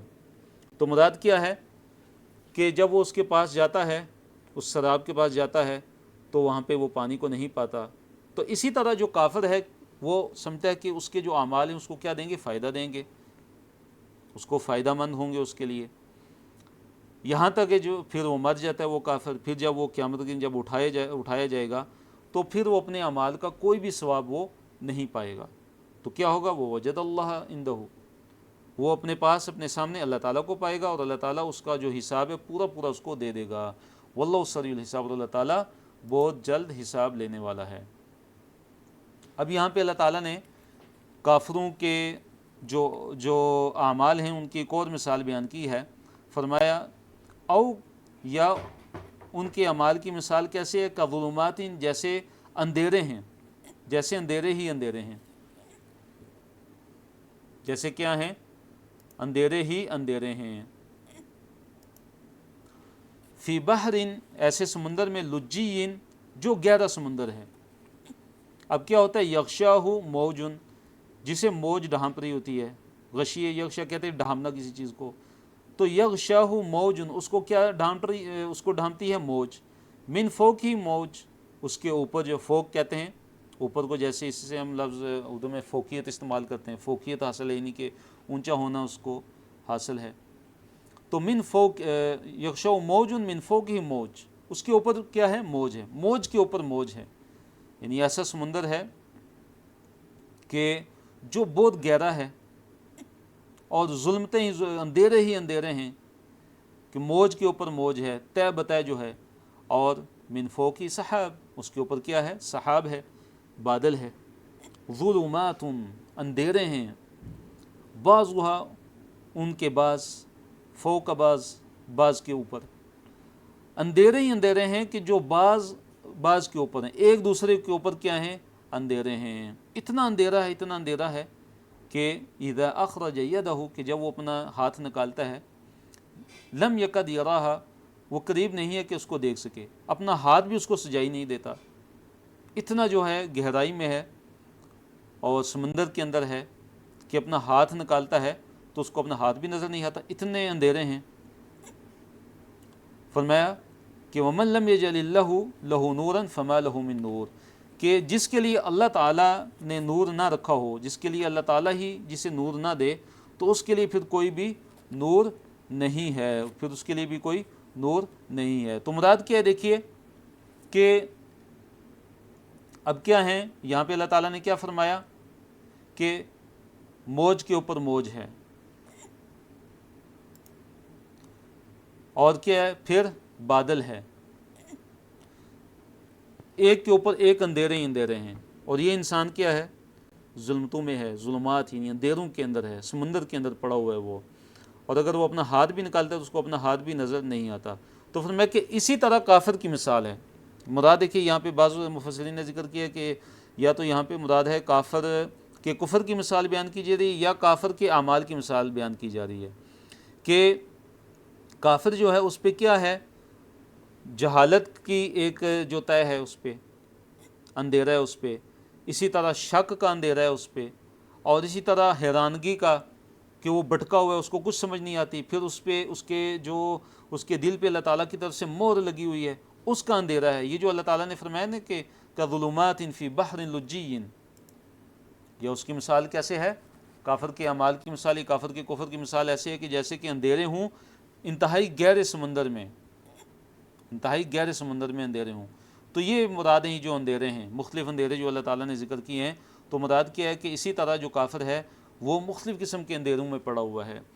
جہالت کا اندھیرا یہ علیحدہ اندھیرا ہے، شک و شبے کا اندھیرا یہ علیحدہ ہے، پھر اللہ تعالیٰ نے اس کے دل پر جو مہر لگائی ہوئی یہ اندھیرا علیحدہ ہے، اور پھر کیا ہے کہ جس کے لیے اللہ تعالیٰ نے جس کو ہدایت نہ دی ہو تو کوئی بھی اللہ تعالیٰ کے علاوہ کوئی بھی اس کو ہدایت نہیں دے سکتا، جس کے لیے اللہ تعالیٰ ہدایت دے گا وہی ہدایت یافتہ ہو سکتا ہے۔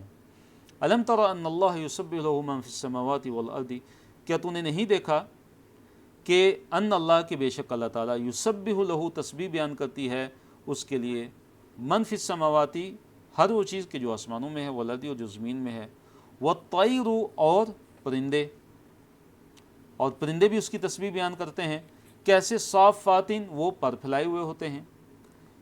کیا آپ نے نہیں جانا، کہ آپ کو علم نہیں ہوا کہ اللہ تعالیٰ وہ ذات ہے کہ جس کے لیے جو آسمانوں میں ہے اور جو زمین میں ہے، اور پھر دیکھیے آسمانوں زمین میں تو پرندے بھی آ جاتے ہیں، لیکن اللہ تعالیٰ نے پرندوں کا خصوصی طور پہ علیحدہ ایک ذکر کیا کہ اللہ تعالیٰ کی کتنی عجیب مخلوق ہے یہ پرندے، کہ دیکھیں بغیر سہارے کے یہ اڑتے ہیں، بغیر سہارے کے کیا ہے؟ یہ اڑتے ہیں۔ باقی جو جانور ہیں وہ اڑ نہیں سکتے، وہ نیچے ہیں، لیکن خصوصی طور پہ اللہ تعالیٰ نے ان کا ذکر کیا تاکہ اللہ تعالیٰ کی اس قدرت کی طرف لوگوں کی توجہ دلائی جائے۔ تو یہ ساری کی ساری دیکھیے اللہ تعالیٰ اپنی توحید کی نشانیاں بیان کرتے ہیں۔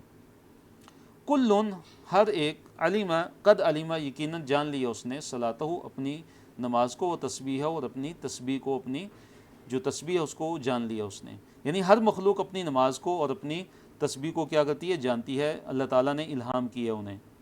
واللہ علیم، اور اللہ تعالیٰ خوب جانے والا ہے، بیما، اس چیز کو کہ جو یفعلون، وہ کرتے ہیں، اللہ تعالیٰ ان کے اعمال سے واقف ہے۔ وَلِلَّهِ مُلْكُ السَّمَاوَاتِ وَالْأَرْضِ، اللہ تعالیٰ ہی کے لیے ہے آسمان و زمین کی بادشاہت، وَإِلَى اللَّهِ الْمَصِيرُ، اور اللہ تعالیٰ ہی کی طرف واپس پلٹ کر جانا ہے۔ یہاں پہ اللہ تعالیٰ نے اپنی توحید کی ایک اور عظیم نشانی کا تذکرہ کیا، بادلوں کا، بارش، اولے، بجلی، یہ تمام کی تمام اللہ تعالیٰ کی کیا ہیں؟ آیات ہیں، نشانی۔ اللہ نے فرمایا الم تر ان اللہ، کیا آپ نے نہیں دیکھا کہ بے شک اللہ تعالیٰ ہی ہے، کیا آپ نے نہیں دیکھا کہ ان اللہ کے بے شک اللہ تعالیٰ ہی ہے، یزجی، وہ چلاتا ہے، سحابن، سحاب کسے کہتے ہیں؟ اس سے پہلے بھی گزر چکا ہے یہ لفظ.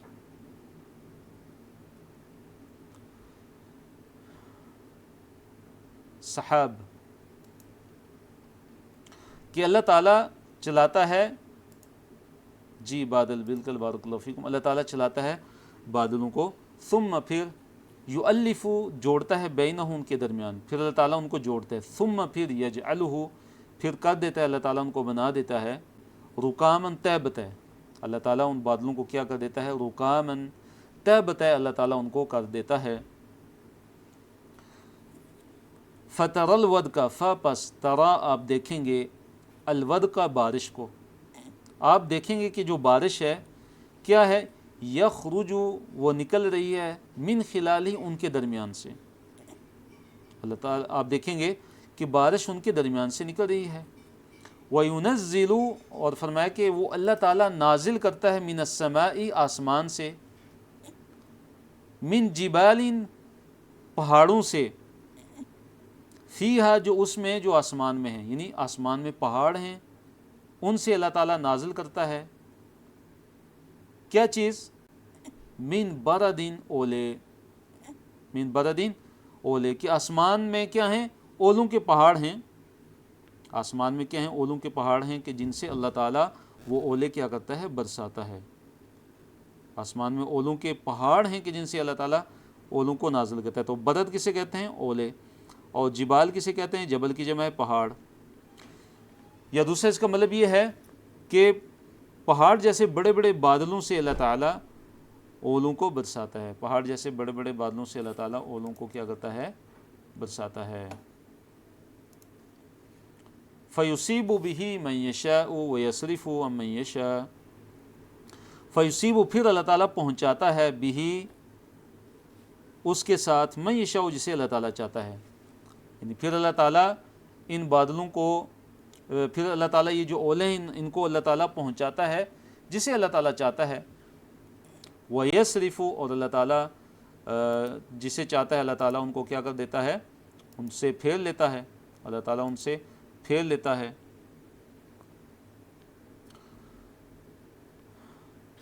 اور اس کے بعد اللہ تعالیٰ نے بجلی کی صفت کو اللہ تعالیٰ نے بیان فرمایا کہ جو بجلی ہے جو چمکتی ہے اس کی کیا صفت ہے؟ فرمایا یکاد قریب ہے کہ ثنا چمک برقی ہی اس کی بجلی کی، یعنی بجلی کی جو چمک ہے، یذہب وہ لے جائے بالابصار آنکھوں کو، آنکھوں کو کیا کرے؟ وہ لے جائے. یعنی کہ بجلی کی اتنی شدت ہوتی ہے کہ قریب ہے کہ انسان کی آنکھیں جو ہیں، انسان کی آنکھوں کی جو بصارت ہے وہ چک کر لے جائے.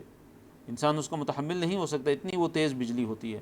تو یہ بھی اللہ تعالیٰ کی نشانیوں میں سے ایک نشانی ہے، اللہ تعالیٰ کی توحید کی ایک نشانی ہے. آخری صفحے کی طرف ہم آتے ہیں، صفحہ نمبر 356 ہے، پارہ نمبر 18 اور آیات اس میں ہیں 44 سے لے کر 53 تک. رات دن کی گردش میں آنکھوں والوں کے لیے کیا ہے؟ نصیحتیں ہیں، عبرتیں ہیں، اور اللہ تعالیٰ کی ان آیات کے اندر کیا ہے؟ نشانیاں ہیں. تو اللہ تعالیٰ نے فرمایا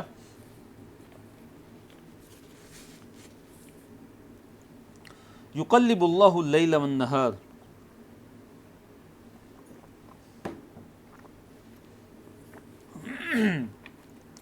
یقلب اللہ اللیل والنہار کہ اللہ تعالیٰ یقلب، قلب یقلب چیپٹر ہے، علم یعلم، اس سے مراد کیا ہے؟ یقلب. اللہ تعالیٰ عدل بدل کرتا ہے، رد و بدل کرتا ہے، اللیل رات کو، والنہار اور دن کو. یعنی کبھی رات آتی ہے پھر اس کے بعد دن آتا ہے، کبھی جو ہے رات لمبی ہوتی ہے پھر دن چھوٹا ہوتا ہے، کبھی دن لمبے ہیں رات چھوٹی ہوتی ہے. ان فی ذالک بے شک اس میں لعبرۃ یقیناً عبرت ہے. کن کے لیے؟ لأولی الابصار، ابصار والوں کے لیے، یعنی آنکھوں والوں کے لیے. ابصار بصر کی جمع ہے. واللہ خلق کل دابۃ من ماء، اللہ تعالیٰ نے ہر چلنے والے کو پانی سے پیدا کیا. دابہ کسے کہتے ہیں؟ چلنے والا، جو زمین پر چلتا ہے، جاندار. ہر چلنے والے جاندار کو اللہ تعالیٰ نے پانی سے پیدا کیا ہے. پانی سے پیدا کرنے سے مراد کیا ہے؟ کہ دیکھیے وہ جو پانی کا جو قطرہ ہے، جو پانی کا جو نطفہ ہے کہ جس سے انسان اور جو حیوانات ہیں جیسے انسان ہے، تو وہ پانی کا وہ جو قطرہ ہے، وہ جو نطفہ ہے، تو اس سے مراد پانی سے یہاں کیا ہے؟ وہ نطفہ ہے، وہ پانی کا قطرہ ہے کہ جس سے انسان کی پیدائش ہوئی اور بعض جو دوسری مخلوقات ہیں ان کی۔ فَمِنْهُمْ مَنْ يَمْشِي عَلَى بَطْنِهِ، اللہ نے فرمایا یہ جو اللہ تعالیٰ نے جو ہر دابہ پیدا کیا، ہر چلنے والا جو جاندار اللہ تعالیٰ نے پیدا کیا، ان میں سے بعض وہ ہیں کہ جو اپنے پیٹ کے بل کیا ہیں وہ چلتے ہیں۔ یمشی مشا یمشی چلنا، تو وہ اپنے پیٹ کے بل رینگ کر چلتے ہیں، مثلا جیسے سانپ ہے، مثلا جیسے مچھلی ہے وہ پیٹ کے بل تیرتی ہے۔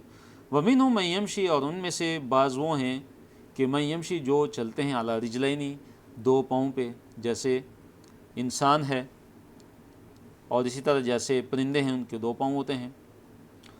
وَمِنْهُمْ مَنْ يَمْشِي عَلَى أَرْبَعٍ، اور ان میں سے بعض وہ ہیں کہ جو چار پر جو ہیں وہ چلتے ہیں۔ مراد اس سے کون ہے؟ چوپائیں، جیسے اونٹ ہے، بکری ہے، بھیڑ ہے۔ یخلق اللہ ما یشاء، اللہ نے فرمایا کہ اللہ تعالیٰ پیدا کرتا ہے جو وہ چاہتا ہے۔ مراد اس سے وہ ہیں کہ جن کا اللہ تعالیٰ نے یہاں پہ ذکر نہیں کیا، اللہ تعالیٰ ان کو بھی پیدا کرتا ہے جو چار سے زیادہ پر بھی چلتے ہیں، جیسے کیکڑا ہے، جیسے مکڑی ہے۔ ان اللہ علی کل شیء قدیر، بے شک اللہ تعالیٰ ہر چیز پر کیا ہے؟ اللہ تعالیٰ ہر چیز پر پوری طرح قادر ہے، اللہ تعالیٰ کے لیے کوئی چیز مشکل نہیں ہے۔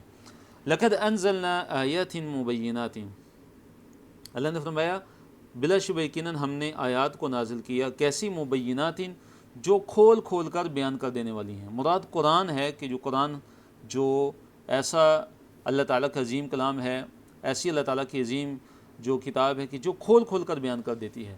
واللہ یہدی من یشاء الی صراط مستقیم، واللہ، اور اللہ تعالیٰ یہدی ہدایت دیتا ہے، من یشاء جسے اللہ تعالیٰ چاہتا ہے، الی صراط مستقیم سیدھے راستے کی طرف، اللہ تعالیٰ جسے چاہتا ہے سیدھے راستے کی طرف ہدایت دے دیتا ہے۔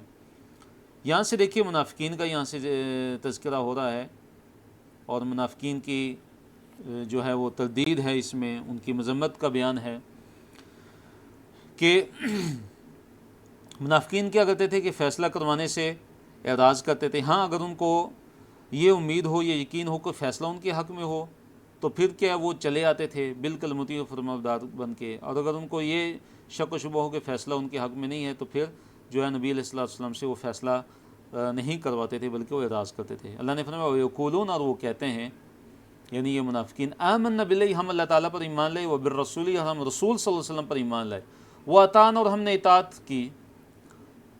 کیا کہتے ہیں کہ ہم اللہ تعالیٰ پر بھی ایمان لائے، ہم رسول صلی اللہ علیہ وسلم پر بھی ایمان لائے، وَأَطَعْنَا، اور ہم نے اطاعت بھی قبول کر لی۔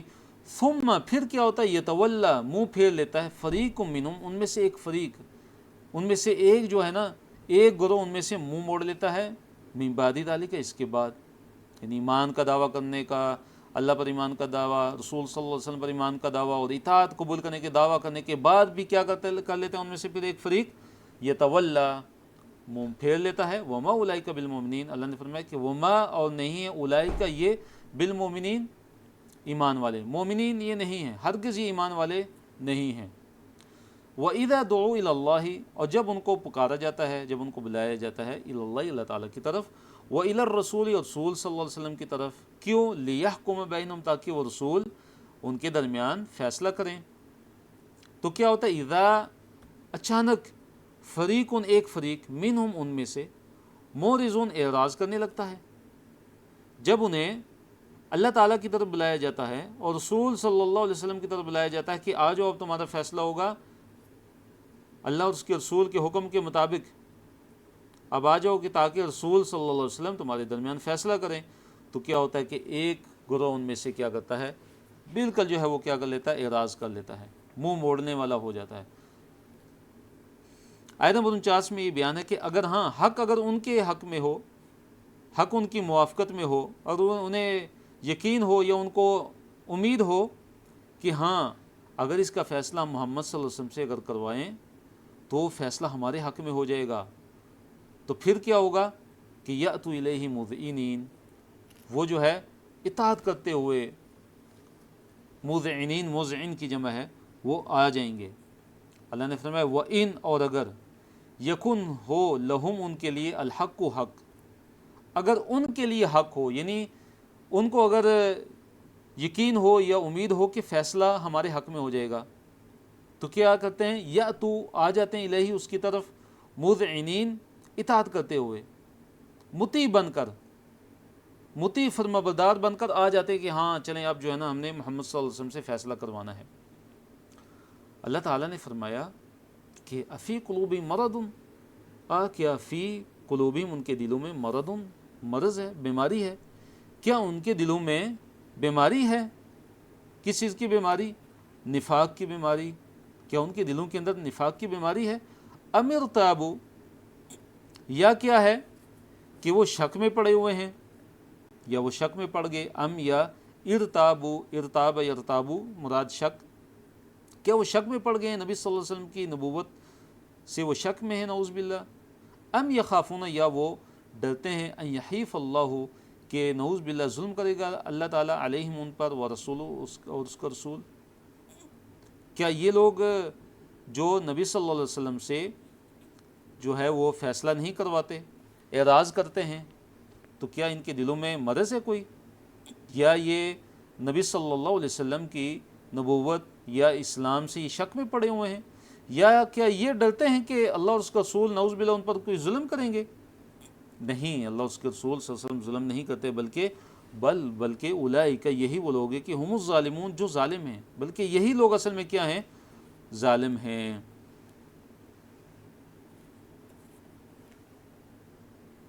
انما کان قول المؤمنین، اب یہاں پہ اللہ تعالیٰ نے کامیاب ہونے والوں کی صفات کا تذکرہ کیا، اور اللہ تعالیٰ نے منافقین کے مقابلے میں اہل ایمان کی جو روش ہے، اور منافقین کے مقابلے میں جو اہل ایمان ہیں ان کا جو طریقہ کار ہے وہ کیا ہوتا ہے، اس کا اللہ تعالیٰ نے ذکر کیا اور ان کی توصیف بیان فرمائی ہے اور ان کی تعریف بیان فرمائی ہے۔ اللہ تعالیٰ نے فرمایا انما کان قول المؤمنین، کہ اہل ایمان کا جو قول ہے، اہل ایمان کی تو بات ہے، وہ تو یہ ہوتی ہے، کیا ہوتی ہے؟ کب؟ اذا، جب دعو، وہ پکارے جاتے ہیں، جب وہ بلائے جاتے ہیں، اللہ، اللہ تعالیٰ کی طرف، ورسولہ، اس کے رسول صلی اللہ علیہ وسلم کی طرف، لیحکم بینہم، تاکہ وہ ان کے درمیان فیصلہ کریں۔ تو ان کی بات کیا ہوتی ہے اہل ایمان کی؟ وہ کیا کہتے ہیں؟ یقولوا سمعنا واطعنا، وہ کہتے ہیں کہ ہم نے سنا اور ہم نے اطاعت کی، ہم نے سن لی اور ہم نے اطاعت کی۔ وَأُولَئِكَ هُمُ الْمُفْلِحُونَ، اللہ تعالیٰ نے فرمایا کہ یہی لوگ فلاح پانے والے ہیں۔ اہل ایمان کی روش کیا ہوتی ہے؟ جب فیصلے کے لیے ان کو اللہ اور اس کے رسول صلی اللہ علیہ وسلم کی طرف بلایا جاتا ہے تو وہ کہتے ہیں ہم نے سنا اور ہم نے اطاعت کی۔ تو اس سے ہمیں کیا سبق ملتا ہے کہ اللہ اور اس کے رسول صلی اللہ علیہ وسلم کا جو فیصلہ وہ ہمیں قابل قبول ہونا چاہیے، اور اللہ اور اس کے رسول صلی اللہ علیہ وسلم کی ہمیں اطاعت کرنی چاہیے۔ سمعنا اور واطعنا کہنا چاہیے، سننا اور اس کے بعد اطاعت کرنی ہے۔ یہ نہیں کہ سمعنا وعصینا، سن لیا اور اس کے بعد نافرمانی نہیں، بلکہ سنو اور اطاعت کرنی چاہیے۔ وَمَن يُطِعِ اللَّهَ وَرَسُولَهُ، اللہ نے فرمایا جو بھی اللہ تعالیٰ کی اطاعت کرے گا اور اس کے رسول صلی اللہ علیہ وسلم کی اطاعت کرے گا، وَيَخْشَ اللَّهُ، اور اللہ تعالیٰ سے ڈرے گا، وَيَتَّقِي، اور وہ جو بچے گا، مراد کیا ہے؟ حرام کاموں سے بچے گا، فَأُولَئِكَ هُمُ الْفَائِزُونَ، اللہ نے فرمایا یہی وہ لوگ ہیں کہ جو فائزون ہیں، جو کامیابی کو حاصل کرنے والے۔ کامیاب، جو فائز جو لوگ ہیں وہ کون ہیں؟ جو اللہ تعالیٰ کی اطاعت کرتے ہیں، نبی صلی اللہ علیہ وسلم کی اطاعت کرتے ہیں، اور اللہ تعالیٰ سے ڈرتے ہیں، اللہ تعالیٰ کے عذاب سے جو ہے وہ ڈرتے ہیں، اور اللہ تعالیٰ کی جو معاصی ہیں، جو جن کاموں سے اللہ تعالیٰ نے منع کیا ہوا ان سے بچتے ہیں۔ تو یہی وہ لوگ ہیں کہ جو فائزون ہیں، جو فوز و فلاح کو حاصل کرنے والے ہیں۔ تو یہاں پہ اس اگلی آیت میں جو منافقین ہیں ان کا ایک ترجمہ ذکر کیا گیا کہ منافقین جو ہے وہ بڑی جو ہے پختہ قسمیں کھا کر کہتے تھے، اپنی جو ہے نا وہ یقین دلانے کی کوشش کرتے تھے کہ اے نبی صلی اللہ علیہ وسلم اگر آپ جو ہے نا ہمیں حکم دیں گے نا جہاد کے لیے نکلیں گے تو ہم ضرور جو ہے نا ہم جہاد کے لیے نکلیں گے۔ اپنی جو ہے پختہ قسمیں کھا کر وہ یقین دلانے کی کوشش کرتے تھے۔ تو اللہ تعالیٰ نے آگے سے کیا فرمایا کہ قسمیں مت کھاؤ، تمہاری قسموں کی ضرورت نہیں ہے، طاعۃ معروفۃ۔ وَأَقْسَمُوا بِاللَّهِ، آخری آیت ہے اس کو ہم پڑھتے ہیں۔ وَأَقْسَمُوا، اور انہوں نے قسمیں کھائیں، باللہ، اللہ تعالیٰ کی، جہد ایمانہم، اپنی پختہ قسمیں، جہد ایمانہم، پختہ قسمیں انہوں نے کھائیں۔ کیا کہ لئن، یقیناً اگر، امرتہم، کہ آپ اگر ان کو، اے نبی صلی اللہ علیہ وسلم اگر آپ ان کو حکم دیں گے، امر دیں گے کس چیز کا؟ جہاد کا، تو لَيَخْرُجُنَّ، وہ ضرور جو ہے وہ نکلیں گے۔ لَيَخْرُجُنَّ، خرج یخرج ہوتا ہے نکلنا، وہ ضرور نکلیں گے کس کے لیے؟ جہاد کے لیے۔ قُل لَا تُقْسِمُوا، اے نبی صلی اللہ علیہ وسلم کہہ دیجئے کہ قسمیں مت کھاؤ، مت قسمیں کھاؤ۔ کہ طاعت معروفۃ، کہ خاموش رہو، ہمیں معلوم ہے کہ تم کتنے اطاعت گزار ہو۔ اے منافقین، معلوم ہے کہ طاعت معروفۃ، کہ تمہاری جو اطاعت ہے وہ معروفہ ہے، وہ معروف ہے کہ تمہاری جو اطاعت ہے وہ کتنی ہے، ہمیں اس کا علم ہے۔ یہ اس کا مطلب ہے، ایک مطلب۔ دوسرا مطلب اس کا مفسرین نے یہ ذکر کیا ہے طاعت معروفۃ، اس کا مطلب یہ کہ المطلوب منکم طاعت معروفۃ، کہ تم قسمیں نہ کھاؤ، تم باتیں نہ کرو، قسمیں مت بناؤ، قسمیں نہ کھاؤ، بلکہ تم تو اطاعت کرو، تم فرما برداری کرو، تم عمل کرو۔ تم قسمیں کیوں کھا کے جو اپنی بات کا یقین دلانے کی کوشش کرتے ہو، اور تم جھوٹ بولتے ہو اور قسمیں کھاتے ہو؟ بلکہ طاعت معروفۃ، جانی پہچانی ہوئی اطاعت، اطاعت معروفۃ، جانی پہچانی ہوئی۔ مراد کیا ہے کہ جانی پہچانی ہوئی اطاعت ہی کافی ہے۔ دستور کے مطابق جیسے سب لوگ اطاعت کرتے ہیں تم بھی اطاعت کرو۔ تم قسمیں کیوں کھاتے ہو؟ اور قسمیں کھانے سے کیا فائدہ ہوگا؟ اس سے کوئی فائدہ نہیں ہوگا، بلکہ تم اطاعت کرو۔ ان اللہ، بے شک اللہ تعالیٰ، خبیر، اللہ تعالیٰ پوری طرح باخبر ہے، بما تعملون، تمہارے ان اعمال سے کہ جو تم کرتے ہو، تعملون، تم کرتے ہو۔ تو الحمدللہ اللہ تعالیٰ کے فضل کرم سے آج کا ہمارا سبق اختتام پذیر ہوتا ہے، اور اچھا سیکھنے اور غور سے بھرپور فائدہ اٹھانے کے لیے روزانہ کا سبق دہرائیے، ساتھ ساتھ لکھیے، نوٹس میں مکمل کیجیے۔ اسی طرح جو پڑھتے ہیں اسے کسی کو پڑھانے کی بھی کوشش کیجیے۔ تو کفار مجلس کی ہم دعا پڑھتے ہیں، سبحانک اللہم و بحمدک، نشہد ان لا الہ الا انت، نستغفرک و نتوب الیک، وآخر دعوانا ان الحمد للہ رب العالمین۔